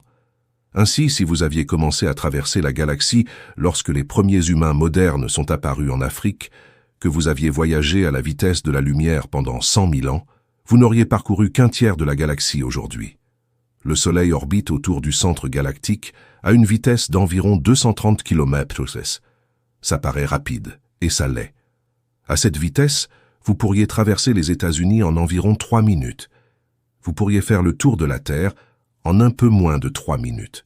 Mais même à cette vitesse incroyable, il faut au Soleil environ 225 à 250 millions d'années pour effectuer une orbite complète autour de la galaxie. La dernière fois que le Soleil occupait sa position actuelle dans la galaxie, les dinosaures commençaient tout juste à évoluer sur Terre. Les premiers dinosaures sont apparus il y a environ 230 millions d'années. Depuis lors, les dinosaures ont évolué, ont régné sur la Terre pendant plus de 160 millions d'années, ont disparu il y a 66 millions d'années, Les mammifères ont pris le relève. Et les humains ont finalement évolué. Et le Soleil vient tout juste de revenir à peu près la même position dans la galaxie qu'il occupait lorsque les dinosaures sont apparus pour la première fois.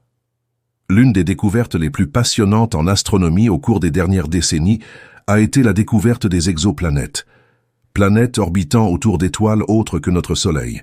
Jusqu'en 1992, nous ne connaissions qu'un seul système planétaire, notre propre système solaire, avec ses 8 planètes orbitant autour du Soleil. Nous soupçonnions que d'autres étoiles pouvaient avoir des planètes, mais nous n'en avions aucune preuve directe. Puis, en 1992, des astronomes ont détecté les premières planètes en orbite autour d'une autre étoile, un pulsar. En 1995, ils ont découvert la première exoplanète orbitant autour d'une étoile semblable au Soleil.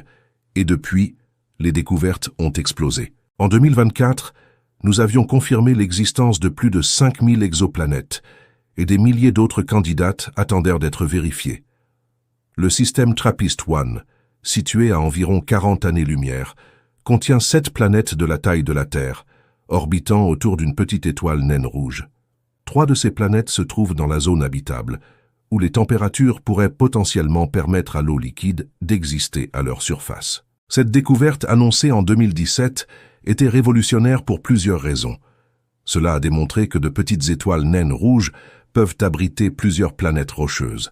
Étant donné que les naines rouges sont le type d'étoile le plus courant dans la galaxie, représentant environ 70% de toutes les étoiles, cela suggère que les planètes rocheuses pourraient être extrêmement répandues dans tout l'univers. Le système TRAPPIST est également remarquable car ces planètes sont très rapprochées. Les 7 planètes orbitent toutes plus près de leur étoile que Mercure autour de notre Soleil. Mais comme l'étoile est très petite et froide, 3 des planètes reçoivent de leur étoile à peu près la même quantité d'énergie que la Terre en reçoit du Soleil. Si vous vous teniez sur l'une de ces planètes, vous verriez les autres planètes dans le ciel, certaines paraissant plus grandes que notre Lune vue de la Terre. Ces planètes sont si proches les unes des autres que voyager entre elles serait bien plus facile que de voyager entre les planètes de notre système solaire. Lorsque nous observons aujourd'hui le système TRAPPIST-1, nous le voyons tel qu'il était il y a 40 ans, en 1985. S'il existe une vie intelligente sur l'une de ces planètes, et si cette vie a développé la technologie radio et a commencé à émettre des signaux dans l'espace, ces signaux mettraient 40 ans à nous parvenir.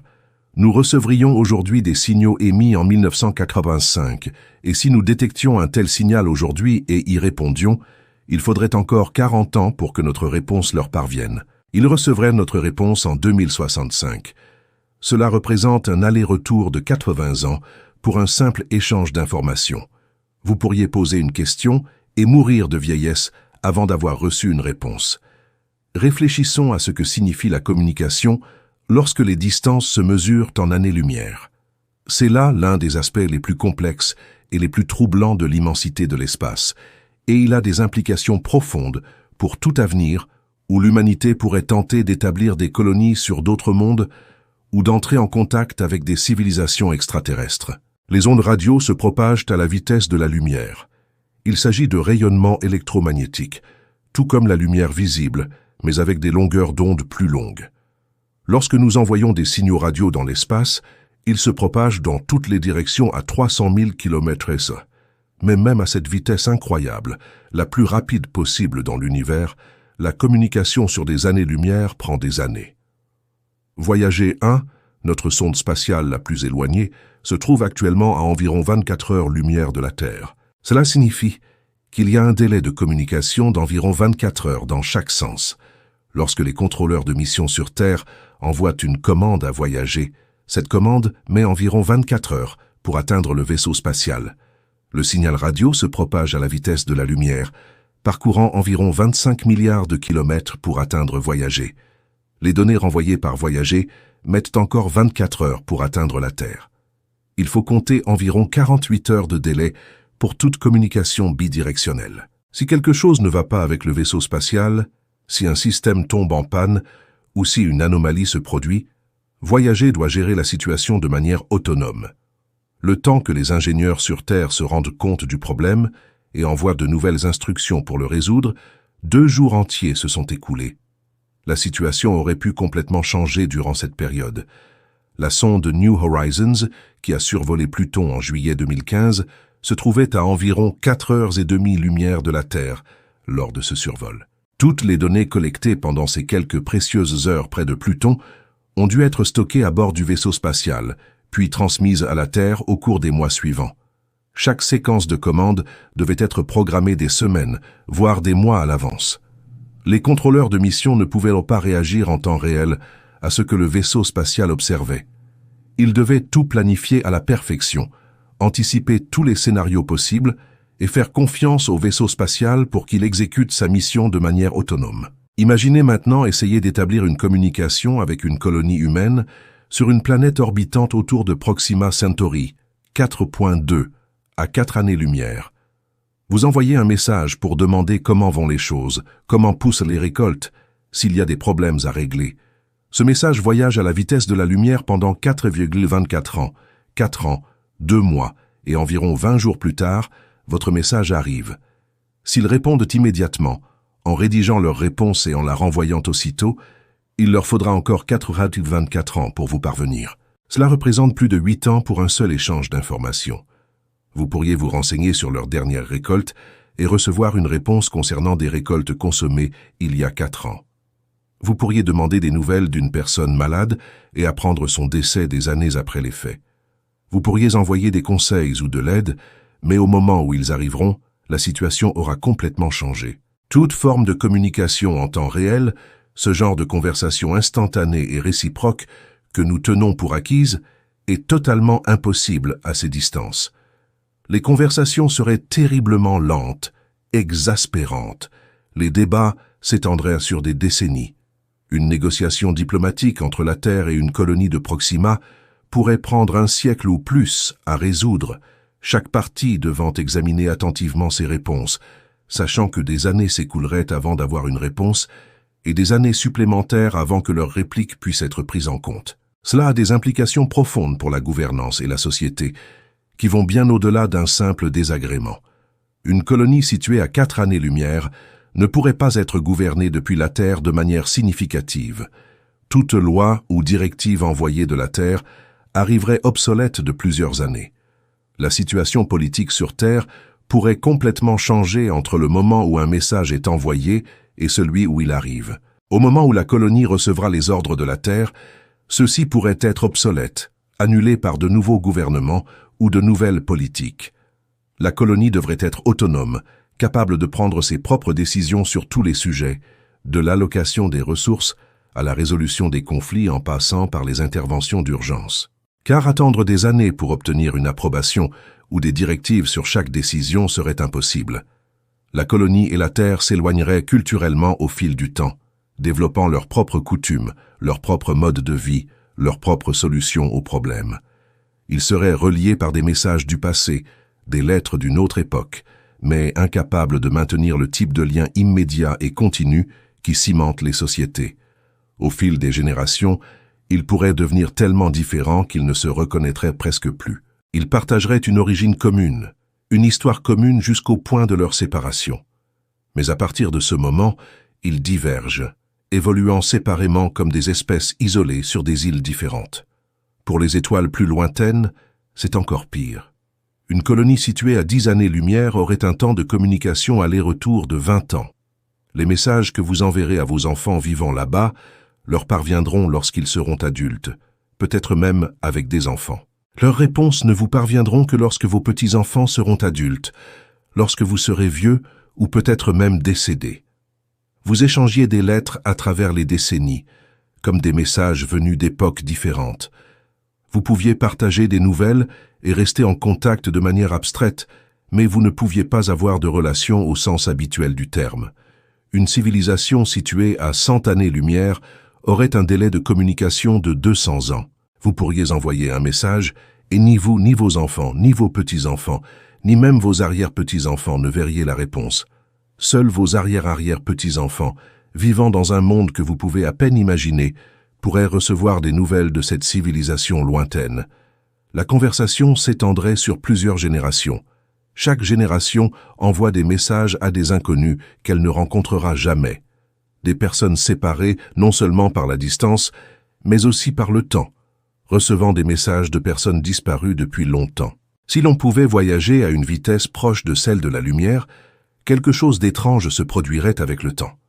Il s'agit de la dilatation du temps d'Einstein, et elle a été confirmée par d'innombrables expériences.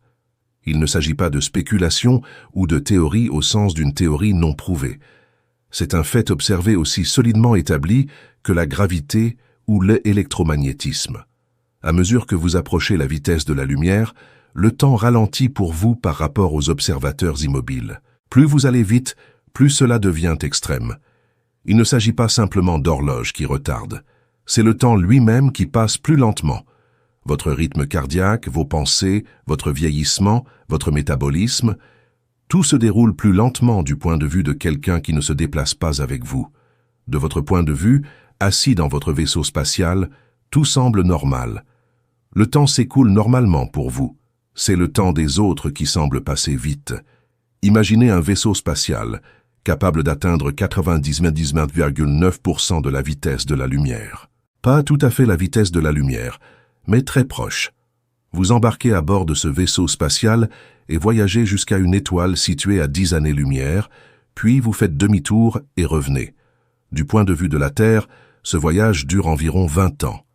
10,1 ans pour y arriver à 99,9% de la vitesse de la lumière et encore 10,1 ans pour revenir. Un observateur terrestre verrait votre vaisseau spatial mettre environ 20 ans pour effectuer l'aller-retour. Mais à cause de la dilatation du temps, vous vieilliriez beaucoup moins. À 99,9% de la vitesse de la lumière, le temps passe environ 22 fois plus lentement pour vous que pour les gens sur Terre.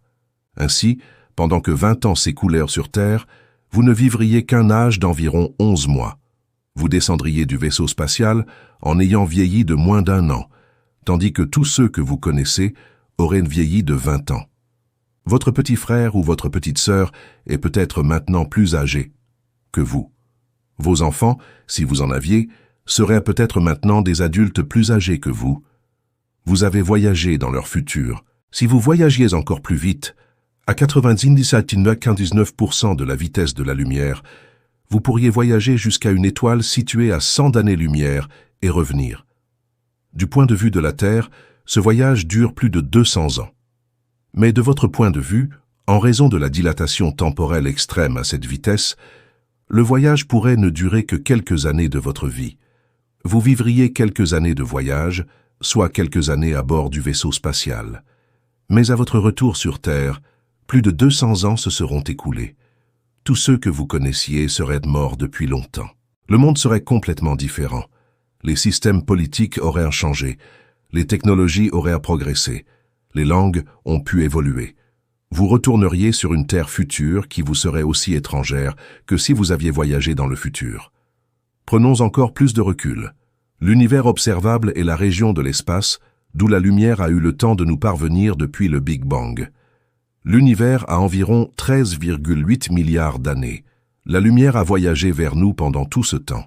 Mais l'univers observable est plus grand que 13,8 milliards d'années-lumière, car l'univers s'est dilaté pendant que la lumière voyageait vers nous. L'univers observable a un rayon d'environ 46,5 milliards d'années-lumière, ce qui le fait s'étendre sur environ 93 milliards d'années-lumière. Il s'agit de la distance jusqu'à la limite de ce que nous pouvons voir. Au-delà de cette distance, l'espace s'est dilaté si rapidement que la lumière provenant de ces régions ne nous est pas encore parvenue et ne nous parviendra jamais. Il existe un horizon cosmique au-delà duquel nous ne pouvons voir. Non pas parce que nous n'avons pas de télescope suffisamment puissant, mais parce que la lumière n'a tout simplement pas encore eu le temps de nous parvenir compte tenu de l'âge de l'univers et de son taux d'expansion. Cet univers observable contient environ 2000 milliards de galaxies. Chaque galaxie contient des milliards ou des billions d'étoiles. Si on effectue le calcul, le nombre total d'étoiles dans l'univers observable est estimé à environ 200 milliards de milliards. Cela représente un 2 suivi de 23 zéros. Et nous savons, grâce aux observations, que la plupart des étoiles ont au moins une planète en orbite autour d'elles. Il y a donc probablement un nombre similaire de planètes, voire plus. L'univers est rempli de mondes. Plus de mondes que nous ne pourrions jamais compter. Il existe plus de mondes que nous ne pourrions jamais en visiter, même si nous disposions d'un temps et d'une technologie illimitée. À l'échelle la plus vaste, l'univers possède une structure. Les galaxies ne sont pas dispersées aléatoirement dans l'espace comme des grains de sable. Elles sont organisées en amas, des groupes de galaxies maintenus ensemble par la gravité. Ces groupes sont organisés en supergroupes, structures massives contenant de multiples amas de galaxies. Et les superamas sont organisés en filaments, d'énormes structures filiformes s'étendant sur des centaines de millions d'années-lumière à travers l'espace. Entre ces filaments s'étendent de vastes vides, des régions contenant très peu de galaxies, des espaces vides qui peuvent s'étendre sur des centaines de millions d'années-lumière. L'univers est en expansion. L'espace lui-même s'étire, emportant avec lui les galaxies comme des raisins secs dans une pâte à pain qui lève. Il ne s'agit pas simplement de galaxies qui se déplacent dans l'espace. L'espace lui-même se dilate, créant davantage d'espace entre les objets distants. Pour les objets proches, cette expansion est négligeable, largement compensée par d'autres forces. L'espace entre la Terre et la Lune ne s'étend pas de manière significative. La gravité maintient la Terre et la Lune ensemble. L'espace à l'intérieur de notre système solaire ne s'étend pas. La gravité maintient les planètes sur leurs orbites. L'espace à l'intérieur de notre galaxie n'est pas en expansion. La gravité maintient les étoiles ensemble, dans la Voie lactée. Mais à plus grande échelle, entre les galaxies, et surtout entre les amas de galaxies séparés par des centaines de millions ou des milliards d'années-lumière, l'expansion devient significative et finit par devenir dominante. Les galaxies lointaines s'éloignent de nous à mesure que l'espace se dilate entre nous et elles.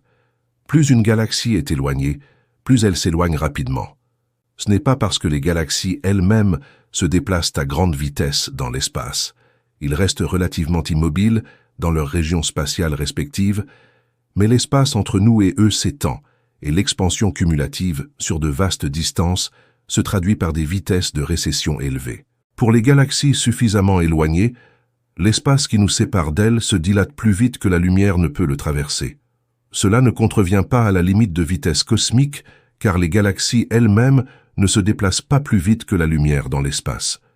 Ils sont pour ainsi dire immobiles dans leur espace local, mais l'espace lui-même se dilate si rapidement que la distance qui nous sépare augmente plus vite que la lumière ne pourrait la parcourir. C'est comme essayer de marcher sur un tapis roulant qui recule plus vite que vous n'avancez.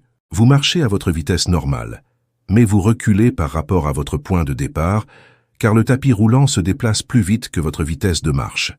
Cela signifie qu'il existe des régions de l'univers qui s'éloignent de nous si rapidement que la lumière provenant de ces régions ne nous atteindra jamais. Pas dans 1 milliard d'années, pas dans 1 billion d'années, jamais. Il existe un horizon cosmique au-delà duquel nous ne pouvons voir, non pas parce que la lumière n'a pas encore eu le temps de nous atteindre, mais parce qu'elle ne nous atteindra jamais. L'expansion de l'espace emporte ces régions plus vite que la lumière ne peut combler l'écart. Nous sommes fondamentalement et irréversiblement coupés de ces régions de l'univers. Compte tenu du nombre immense d'étoiles et de planètes, du fait que l'univers a 13,8 milliards d'années, et du fait que la vie est apparue sur Terre relativement rapidement après que les conditions soient devenues favorables, il semble probable que la vie existe ailleurs, peut-être même une vie technologique intelligente. Et pourtant, nous n'avons jamais détecté le moindre signe de civilisations extraterrestres. Aucun signal radio transportant des messages, ni même le moindre bruit électromagnétique d'une technologie extraterrestre, aucune impulsion laser, aucune mégastructure, aucun signe de projet d'ingénierie à grande échelle, rien. L'univers semble silencieux. C'est ce qu'on appelle le paradoxe de Fermi, du nom du physicien Enrico Fermi, qui a posé la question célèbre « Où est tout le monde ?» L'oreille plus légère pourrait faire partie de la solution. Les distances entre les étoiles sont si vastes qu'elles constituent des barrières énormes, voire insurmontables, à la communication et au voyage. Nos signaux radio, nos émissions de télévision, nos installations radar fuient dans l'espace depuis environ 1 siècle maintenant. Ces signaux se propagent à la vitesse de la lumière, se répandant vers l'extérieur dans une sphère en expansion. Ils ont désormais atteint toutes les étoiles situées à environ 100 années-lumière de la Terre. Ça me paraît beaucoup. 100 années-lumière représentent une distance énorme à l'échelle humaine. Mais la Voie lactée mesure 100 000 années-lumière de diamètre. Nos signaux ont couvert une sphère de 100 années-lumière de rayon dans une galaxie de 100 000 années-lumière de diamètre. Cela représente une infime fraction de la galaxie. Nous avons à peine annoncé notre présence à notre voisinage cosmique immédiat, et même ces signaux s'affaiblissent à mesure qu'ils se propagent. Plus ils voyagent, plus ils se dispersent, s'étendant sur une sphère de plus en plus grande. Lorsque nos émissions télévisées atteignent une étoile située à quelques dizaines d'années-lumière, elles sont si faibles qu'il serait presque impossible de détecter au-dessus du bruit de fond de l'espace. Même avec un équipement très sensible, toute civilisation extraterrestre essayant de nous détecter aurait besoin de radiotélescopes extrêmement puissants pointés dans notre direction exacte, à la bonne fréquence, au bon moment, pour capter nos signaux. Alors, que signifie tout cela pour nous? Comment devons-nous appréhender la notion d'années-lumière dans notre vie quotidienne? Pour la plupart des gens, les années-lumière n'ont aucune incidence sur leur vie quotidienne.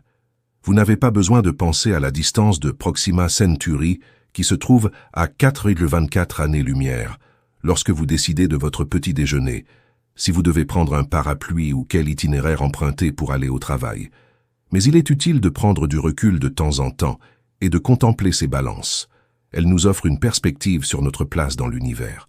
Quand on réalise que la Terre est une petite planète orbitant autour d'une étoile ordinaire, que l'étoile la plus proche se trouve à plus de 4 années-lumière, que notre galaxie contient des centaines de milliards d'étoiles et qu'il existe des billions de galaxies dans l'univers observable, notre vision des choses change.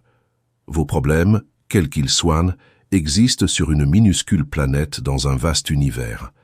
Cette dispute avec un ami, ce stress au travail, cette anxiété concernant l'avenir, cette déception, cette frustration, tout cela se passe dans un seul et même petit monde. L'étoile la plus proche se fiche de vos problèmes. La galaxie ne s'en aperçoit pas. L'univers poursuit sa lente évolution, totalement indifférent aux affaires humaines. Cela ne vise pas à minimiser vos expériences, ni à suggérer que vos problèmes n'ont pas d'importance. Ta vie compte pour toi, et c'est ce qui est important. La douleur est la douleur, la joie est la joie, l'amour est l'amour. Ces choses sont réelles et importantes, quelle que soit l'échelle de l'univers. Mais parfois, lorsque les choses semblent insurmontables, en cas de stress, d'anxiété ou d'inquiétude, il peut être utile de se rappeler l'échelle de l'univers. Il peut être utile de se rappeler que l'on vit sur une petite planète orbitant autour d'une étoile ordinaire dans un vaste cosmos. Et de ce point de vue cosmique, vos problèmes sont temporaires, locaux, mineurs, non pas sans importance, mais mineurs, circonscrits et gérables. Il y a aussi quelque chose de beau à comprendre, les années-lumière. Lorsque vous levez les yeux vers le ciel nocturne, vous ne voyez pas seulement des points lumineux. Vous voyez des étoiles situées à des années-lumière. Vous voyez des photons qui ont voyagé dans l'espace pendant des années, voire des siècles, pour atteindre vos yeux. Vous êtes connecté à ces soleils lointains à travers d'immenses distances d'espace et de temps. Vous faites partie de cet univers composé d'atomes forgés dans les étoiles, observant d'autres étoiles et comprenant votre place dans l'ordre cosmique. Chaque étoile a son histoire. Certaines sont jeunes, à peine formées par l'effondrement de nuages de gaz et de poussière, et commencent leur vie comme des fournaises nucléaires. Certains sont d'âge moyen, comme notre Soleil, brûlant régulièrement de l'hydrogène dans leurs noyaux, stables et d'une longue durée de vie. Certaines sont vieilles, approchant de la fin de leur vie, ayant épuisé leur carburant, destinées à devenir des naines blanches, se refroidissant lentement sur des billions d'années ou à exploser en supernovae, dispersant leurs atomes à travers l'espace pour être recyclés en nouvelles étoiles et planètes. Et tous sont séparés par des années-lumière, par des distances si vastes que même la lumière met des années à les traverser. L'univers est un lieu clairsemé, parsemé de minuscules îlots de lumière séparés par d'immenses océans d'obscurité. Et pourtant, ces îles sont reliées entre elles, reliées par la lumière, liées par la gravité, liées par le fait qu'ils sont tous faits de la même matière. Des atomes forgés au cœur d'étoiles primitives, dispersés, recyclés et reformés en de nouvelles générations d'étoiles et de planètes, et potentiellement en la vie. À mesure que notre technologie s'améliore, notre capacité à mesurer des distances en années-lumière devient plus précise. Il mesure les positions et les distances de plus d'1 milliard d'étoiles. Les télescopes du futur nous permettront de voir encore plus loin. James Webb détecte déjà des galaxies situées à plus de 13 milliards d'années-lumière. Les observatoires du futur pourraient permettre d'observer des phénomènes encore plus anciens, plus proches du Big Bang. Nous découvrons également chaque année de nouvelles exoplanètes. En 2024, nous avions confirmé plus de 5000 exoplanètes et des milliers d'autres candidates. Beaucoup se trouvent à des dizaines, voire des centaines d'années-lumière. Nous cartographions ce qui existe à ces vastes distances. À l'avenir, nous pourrions envoyer des sondes robotisées vers des étoiles proches. Le projet Breakthrough Starshot propose d'envoyer de minuscules vaisseaux spatiaux vers Proxima Centauri. Même en cas de succès, les sondes mettraient les plus de 4 ans à renvoyer les données. Mais à moins de percées révolutionnaires en physique, les années-lumière resteront un obstacle fondamental. Les distances entre les étoiles sont immenses et la vitesse de la lumière est finie. Il ne s'agit pas d'un problème à résoudre. C'est une propriété fondamentale de l'univers dans lequel nous vivons. Comprendre la notion d'année-lumière change notre perception de notre place dans l'univers. Et cela soulève des questions profondes sur l'avenir de l'humanité et notre relation avec le cosmos. Il ne s'agit pas simplement de questions philosophiques abstraites. Elles ont des implications réelles pour notre façon d'envisager l'exploration spatiale, la recherche de la vie et l'avenir à long terme de notre espèce. Pendant la majeure partie de l'histoire humaine, l'univers était petit. Les anciens pensaient que les étoiles étaient des lumières attachées à une sphère céleste située juste au-delà de la Lune et des planètes. Le cosmos tout entier était contenu dans un espace que l'on pouvait atteindre en grimpant suffisamment haut. Même lorsque nous avons compris que les étoiles étaient des soleils lointains, nous n'avions aucune idée de leur distance réelle. Quelques millions de kilomètres et quelques milliards, ces chiffres dépassaient notre capacité de mesure. Elles restèrent donc abstraites, indéfinies. Ce n'est qu'au début du XXe siècle que nous avons commencé à mesurer avec précision les distances qui nous séparent des étoiles et à prendre conscience de l'immensité de l'espace. Lorsque Arlo Shapley a calculé la taille de la Voie lactée en 1918, démontrant qu'elle mesurait environ 100 000 années-lumière de diamètre, de nombreux astronomes ont été choqués. L'univers était bien plus vaste que quiconque ne l'avait imaginé. Et lorsque Edwin Hubble démontra en 1929 que les nébuleuses spirales étaient en réalité des galaxies lointaines, situées à des millions d'années-lumière, l'univers s'est soudainement dilaté à nouveau de façon exponentielle. Nous sommes passés de l'idée que la Voie lactée était l'univers entier à la réalisation qu'elle n'était qu'une galaxie parmi des milliards potentiels. Aujourd'hui, nous savons que l'univers observable mesure 93 milliards d'années-lumière de diamètre et contient environ 2 billions de galaxies. C'est un nombre tellement grand qu'il en est presque insignifiant. Mais il représente un espace physique réel qui existe tout autour de nous. Dans toutes les directions où vous regarderiez, si vous pouviez voir assez loin, vous verriez des galaxies s'étendre à perte de vue, de plus en plus de galaxies, jusqu'à atteindre finalement la limite de l'univers observable, là où la lumière n'a tout simplement pas encore eu le temps de nous parvenir. Cette connaissance change fondamentalement notre perspective. Nous ne sommes pas au centre de l'univers. Nous ne sommes pas spéciaux au sens cosmique du terme. Nous vivons sur une planète typique, orbitant autour d'une étoile typique dans une galaxie typique, dans une région typique de l'espace. Notre emplacement n'a rien d'unique. Si vous étiez transporté dans une autre galaxie située à des milliards d'années-lumière, vous verriez un paysage similaire. Des galaxies dans toutes les directions s'étendant jusqu'à l'horizon. L'univers semble sensiblement identique quel que soit le point de vue. C'est à la fois une leçon d'humilité et une source d'épanouissement. C'est une leçon d'humilité, car cela montre à quel point nous sommes insignifiants à l'échelle cosmique. Toute l'histoire de la civilisation humaine, tout ce que nous avons accompli, chaque guerre menée, chaque empire bâti, chaque découverte réalisée, tout cela s'est déroulé sur une petite planète, dans un petit coin d'une galaxie typique. D'un point de vue cosmique, nous sommes à peine perceptibles.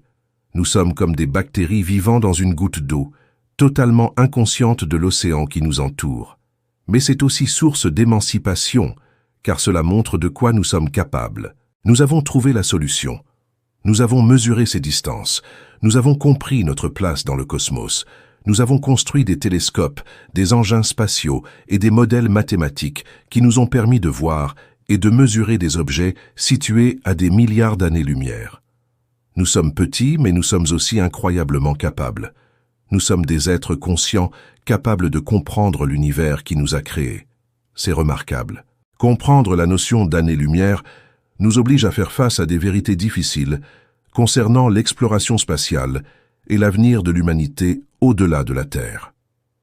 Les distances en jeu sont si vastes qu'elles pourraient représenter des barrières fondamentales qu'aucun progrès technologique ne saurait surmonter.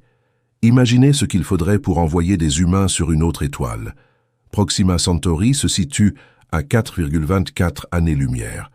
Avec la technologie actuelle, le vaisseau spatial le plus rapide que nous ayons construit atteint une vitesse maximale d'environ 192 km/h. À cette vitesse, il faudrait environ 6800 ans pour atteindre Proxima Centauri. C'est plus long que toute l'histoire humaine enregistrée. Vous auriez pu lancer votre mission lorsque les humains ont inventé l'écriture et la musique n'existerait toujours pas.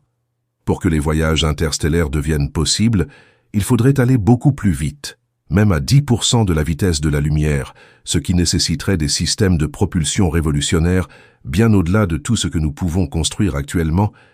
Il faudrait encore plus de 42 ans pour atteindre Proxima Centauri. C'est plus long que la plupart des carrières, plus long que la durée typique entre l'obtention du diplôme et la retraite. Et ce, juste pour atteindre l'étoile la plus proche. La plupart des étoiles sont beaucoup plus éloignées. Les défis techniques sont considérables. Il faut une quantité d'énergie énorme pour accélérer un vaisseau spatial à de telles vitesses. Vous devez protéger l'équipage des radiations pendant le voyage. Vous devez assurer un soutien vital pendant des décennies. Vous devrez faire face aux conséquences psychologiques d'être confiné dans un petit vaisseau spatial pendant la majeure partie de votre vie, sans jamais revoir la Terre, en voyageant à travers l'espace vide vers une destination que vous n'atteindrez peut-être jamais de votre vivant. Des vaisseaux multigénérationnels ont été proposés, des navires massifs capables d'accueillir des centaines, voire des milliers de personnes pendant les siècles nécessaires pour atteindre une autre étoile. Les personnes qui arriveront seront les descendants lointains de ceux qui sont partis. Ils seraient nés sur le navire, auraient vécu toute leur vie sur le navire et seraient finalement arrivés à une destination dont ils n'avaient entendu parler que dans des histoires.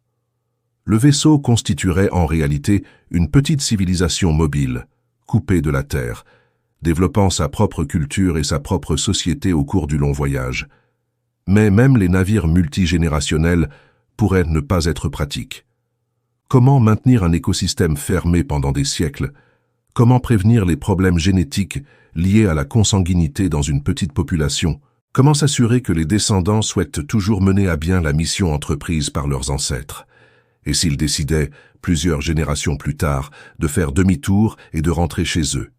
Et si une catastrophe survenait, une panne du système, une épidémie qui décimait la majeure partie de la population? Aucun secours n'arrivera. Ils sont à des années-lumière de toute aide. Certains ont proposé l'animation suspendue ou la cryogénisation, consistant à endormir l'équipage pendant le voyage et à le réveiller à son arrivée. Cela résoudrait bien des problèmes. Pas besoin de décennies d'assistance respiratoire, pas de problèmes psychologiques liés à un long confinement, pas de dérive générationnelle dans les objectifs de la mission. Mais nous ignorons si une telle technologie est même possible. Les corps humains peuvent-ils survivre à une congélation pendant des décennies ou des siècles, puis être réanimés? Qu'en est-il des dommages cellulaires causés par la formation de cristaux de glace? Quels sont les effets de la musique sur le cerveau et la mémoire? Ce sont tous des problèmes non résolus qui n'auront peut-être jamais de solution. En réalité, les voyages interstellaires avec des humains à bord pourraient tout simplement s'avérer impraticables, compte tenu des contraintes imposées par la vitesse de la lumière et les vastes distances mesurées en années-lumière. Nous pourrions être confinés à notre propre système solaire dans un avenir prévisible, voire définitivement. Cela ne signifie pas que nous ne pouvons pas explorer d'autres systèmes stellaires avec des sondes robotisées, mais l'exploration humaine d'autres étoiles pourrait rester à jamais du domaine de la science-fiction. L'année-lumière influence également notre réflexion sur la possibilité d'un contact avec des civilisations extraterrestres. Si la vie intelligente existe ailleurs dans l'univers, et de nombreux scientifiques pensent que c'est probablement le cas compte tenu du grand nombre d'étoiles et de planètes, les distances mesurées en années-lumière pourraient rendre tout contact impossible, même si les deux civilisations survivent pendant des millions d'années. Imaginons qu'il existe une civilisation technologiquement avancée sur une planète orbitant autour d'une étoile située à 50 années-lumière. Ils ont développé la technologie radio et diffusent des signaux dans l'espace depuis un siècle, tout comme nous. Ces signaux traversent actuellement notre région de l'espace, mais elles sont incroyablement faibles après avoir parcouru 50 années-lumière, se répartissant sur une sphère immense. Pour les détecter, il faudrait pointer des radiotélescopes très sensibles exactement dans la bonne direction, à la fréquence exacte et au moment précis. Les chances que cela se produise par accident sont infimes. Même si nous détectons leurs signaux, pensez à ce qui se passe ensuite. Nous recevrions les signaux qu'ils émettaient il y a 50 ans. Si nous réagissions immédiatement, notre réponse mettrait encore 50 ans à leur parvenir. Cela représente un aller-retour de 100 ans pour un seul échange. Vous pourriez poser une question et mourir de vieillesse avant d'avoir reçu une réponse. Vos petits-enfants pourraient entendre la réponse à une question que vous avez posée. Cela change fondamentalement la nature de tout contact potentiel. Il ne peut y avoir de dialogue au sens normal du terme, ni de conversation ni de négociation en temps réel. Il s'agirait plutôt d'un échange d'articles encyclopédiques. Chaque civilisation envoie tout son savoir, tout ce qui concerne son histoire, sa science et sa culture, en espérant que l'autre civilisation le reçoive et réponde de la même manière. Ce serait davantage de l'archéologie que de la communication, l'étude des documents laissés par une civilisation lointaine, des documents vieux de plusieurs décennies, voire de plusieurs siècles, au moment où ils arrivent. Et cela suppose que les deux civilisations survivent assez longtemps et restent intéressées par la communication assez longtemps pour que cet échange ait lieu. L'émission de signaux radio par l'homme n'existe que depuis environ un siècle. Les civilisations peuvent naître et disparaître sur des échelles de temps plus courtes que le temps de trajet de la lumière entre les étoiles. Nous pourrions détecter des signaux provenant d'une civilisation disparue il y a des siècles en écoutant les échos radio d'un monde mort. Il existe aussi la possibilité inquiétante que l'univers soit rempli de civilisations, mais qu'elles soient toutes si éloignées les unes des autres qu'aucune d'entre elles n'entre jamais en contact. La distance moyenne entre les civilisations intelligentes pourrait être de l'ordre de milliers d'années-lumière. À de telles distances, il devient même quasiment impossible de se détecter mutuellement. Et toute communication devient inutile. Chaque civilisation se développe seule, fait ses découvertes seule, se pose ses questions seule et finit par mourir seule, sans jamais savoir si d'autres civilisations existaient. L'une des implications les plus profondes de la compréhension des années-lumière est la prise de conscience de notre isolement. Les distances entre les étoiles sont si vastes qu'un contact ou un voyage significatif pourrait tout simplement être impossible, laissant les civilisations à jamais isolées dans leur propre petite région de l'espace. Même au sein de notre propre galaxie, même en supposant l'existence de millions de civilisations technologiques, la distance moyenne entre elles pourrait être de l'ordre de milliers d'années-lumière. À de telles distances, la communication devient presque inutile. Le temps que vous receviez un message et que vous y répondiez, des milliers d'années se sont écoulées. La civilisation qui a envoyé le message original n'existe peut-être même plus. Leur planète a peut-être été détruite par l'impact d'un astéroïde, ou bien ils se sont peut-être autodétruits lors d'une guerre, ou leur étoile est peut-être devenue instable, rendant leur monde inhabitable. Vous enverriez un message à des fantômes. Cela brosse le tableau d'un univers qui pourrait regorger de vie, voire de vie intelligente, mais où cette vie est à jamais isolée par les immensités de l'espace. Chaque civilisation se développe seule, se pose ses questions seule, fait ses découvertes seule et finit par mourir seule, sans jamais savoir si d'autres existaient, sans jamais entrer en contact avec d'autres esprits sous d'autres soleils. Il y a quelque chose de mélancolique là-dedans. Nous avons évolué en tant qu'êtres sociaux. Le lien avec les autres est fondamental à ce que nous sommes en tant qu'êtres humains.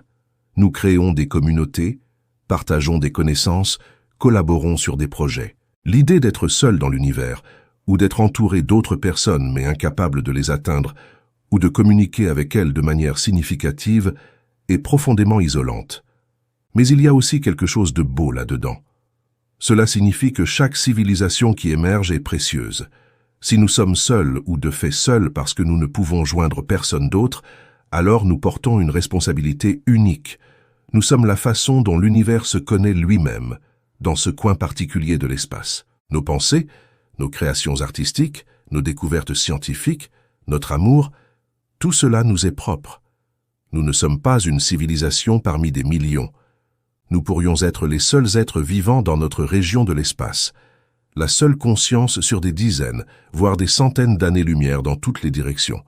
Cela donne plus d'importance à ce que nous faisons, et non l'inverse. Chaque acte de bonté, chaque découverte, chaque œuvre d'art, chaque instant de joie, de connexion ou de compréhension, tout cela compte car cela se produit ici et maintenant, et ne se produit peut-être nulle part ailleurs à proximité. Nous sommes seuls, mais nous sommes aussi importants. Nous sommes petits, mais nous sommes aussi précieux. Nous sommes insignifiants à l'échelle cosmique, mais nous sommes aussi irremplaçables, car il se pourrait qu'il n'y ait personne d'autre comme nous, à des années-lumière dans toutes les directions. Ce soir, nous avons exploré l'année-lumière en profondeur. Nous avons examiné sa signification, sa mesure, les distances qu'elle représente et ses implications pour la compréhension de l'univers.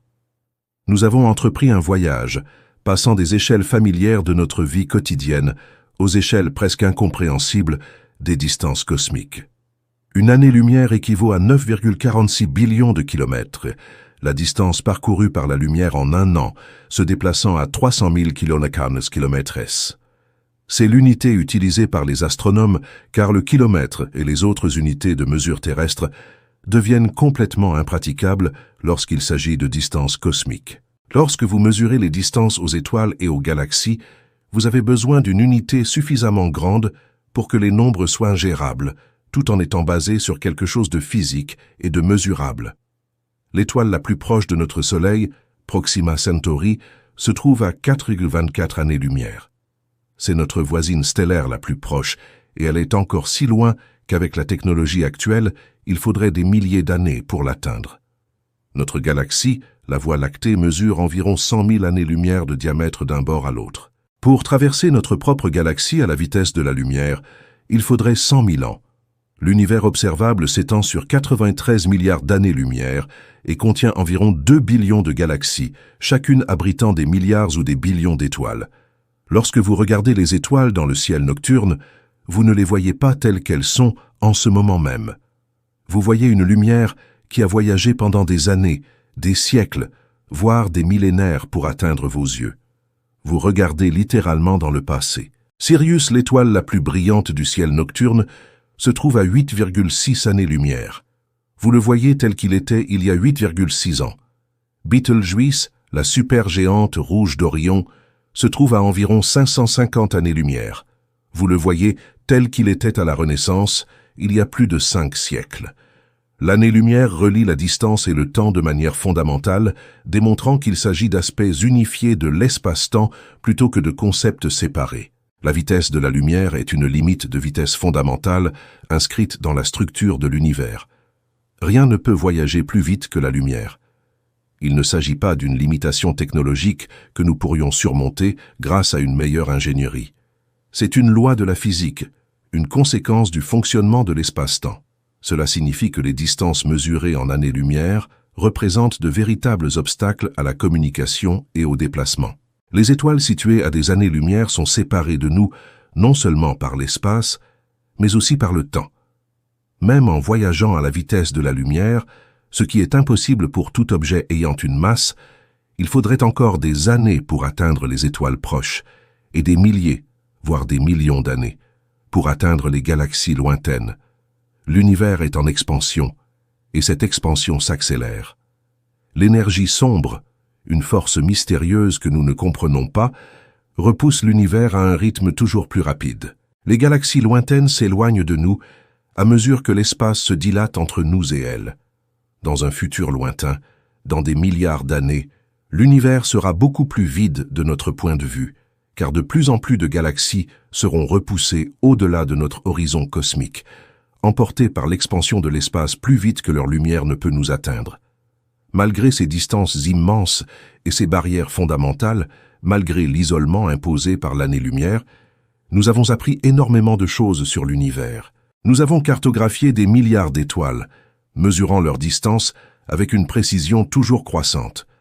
Nous avons détecté des milliers d'exoplanètes en orbite autour d'autres étoiles, dont certaines sont potentiellement habitables. Nous avons observé des galaxies situées à des milliards d'années-lumière, les voyant telles qu'elles étaient dans l'univers primitif, peu après le Big Bang.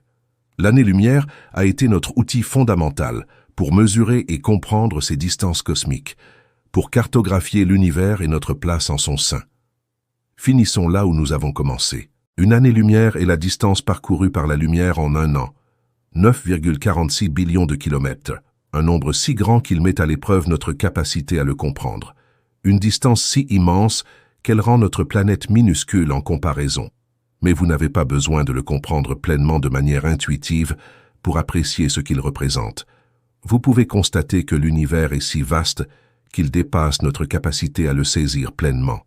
Vous pouvez ainsi vous rendre compte que la lumière d'étoiles lointaines a voyagé pendant des années, des décennies, des siècles, voire des millénaires pour atteindre vos yeux ce soir. Vous pouvez vous rendre compte que nous vivons dans un minuscule coin d'un cosmos immense, sur une petite planète orbitant autour d'une étoile ordinaire, dans une galaxie parmi des milliards. Comprendre les années-lumière et les distances qu'elles représentent est une expérience profondément enrichissante qui invite à l'humilité. Cela nous rappelle à quel point nous sommes insignifiants dans le grand ordre des choses, que nos vies individuelles sont brèves comparées aux échelles de temps cosmiques. Nous sommes si isolés dans l'espace, séparés même de nos plus proches voisins stellaires par des distances qu'il faudrait des milliers d'années pour parcourir avec n'importe quelle technologie que nous pouvons construire actuellement. Cela relativise nos préoccupations, nos soucis et nos problèmes, en nous montrant que d'un point de vue cosmique, les choses qui nous paraissent si importantes au quotidien sont temporaires et locales. Mais ce savoir a aussi un côté stimulant. Nous avons trouvé la solution. Malgré notre petite taille sur une petite planète, nous avons mesuré ces distances immenses. Nous avons compris notre place dans l'univers. Nous avons construit des télescopes et des engins spatiaux et développé des cadres mathématiques qui nous ont permis de voir et de comprendre des choses situées à des milliards d'années-lumière. Nous sommes minuscules, confinés pour l'instant à un petit monde, mais nous sommes aussi remarquablement capables. Nous sommes des êtres conscients capables de comprendre l'univers qui nous a créés.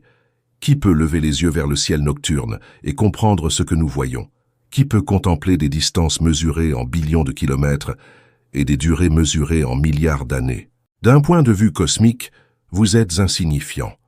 Votre vie est un bref instant qui dure peut-être 80 ou 90 ans si vous avez de la chance, dans un univers vieux de 13,8 milliards d'années et qui continuera pendant des billions d'années encore. Vous existez le temps d'un clin d'œil sur une minuscule planète orbitant autour d'une étoile ordinaire. Mais vous êtes aussi remarquable à votre manière. Vous êtes constitué d'atomes forgés au cœur d'étoiles mortes, il y a des milliards d'années. Leur matière s'est dispersée dans l'espace et a finalement été recyclée en nouvelles étoiles et planètes, pour finalement se retrouver en vous.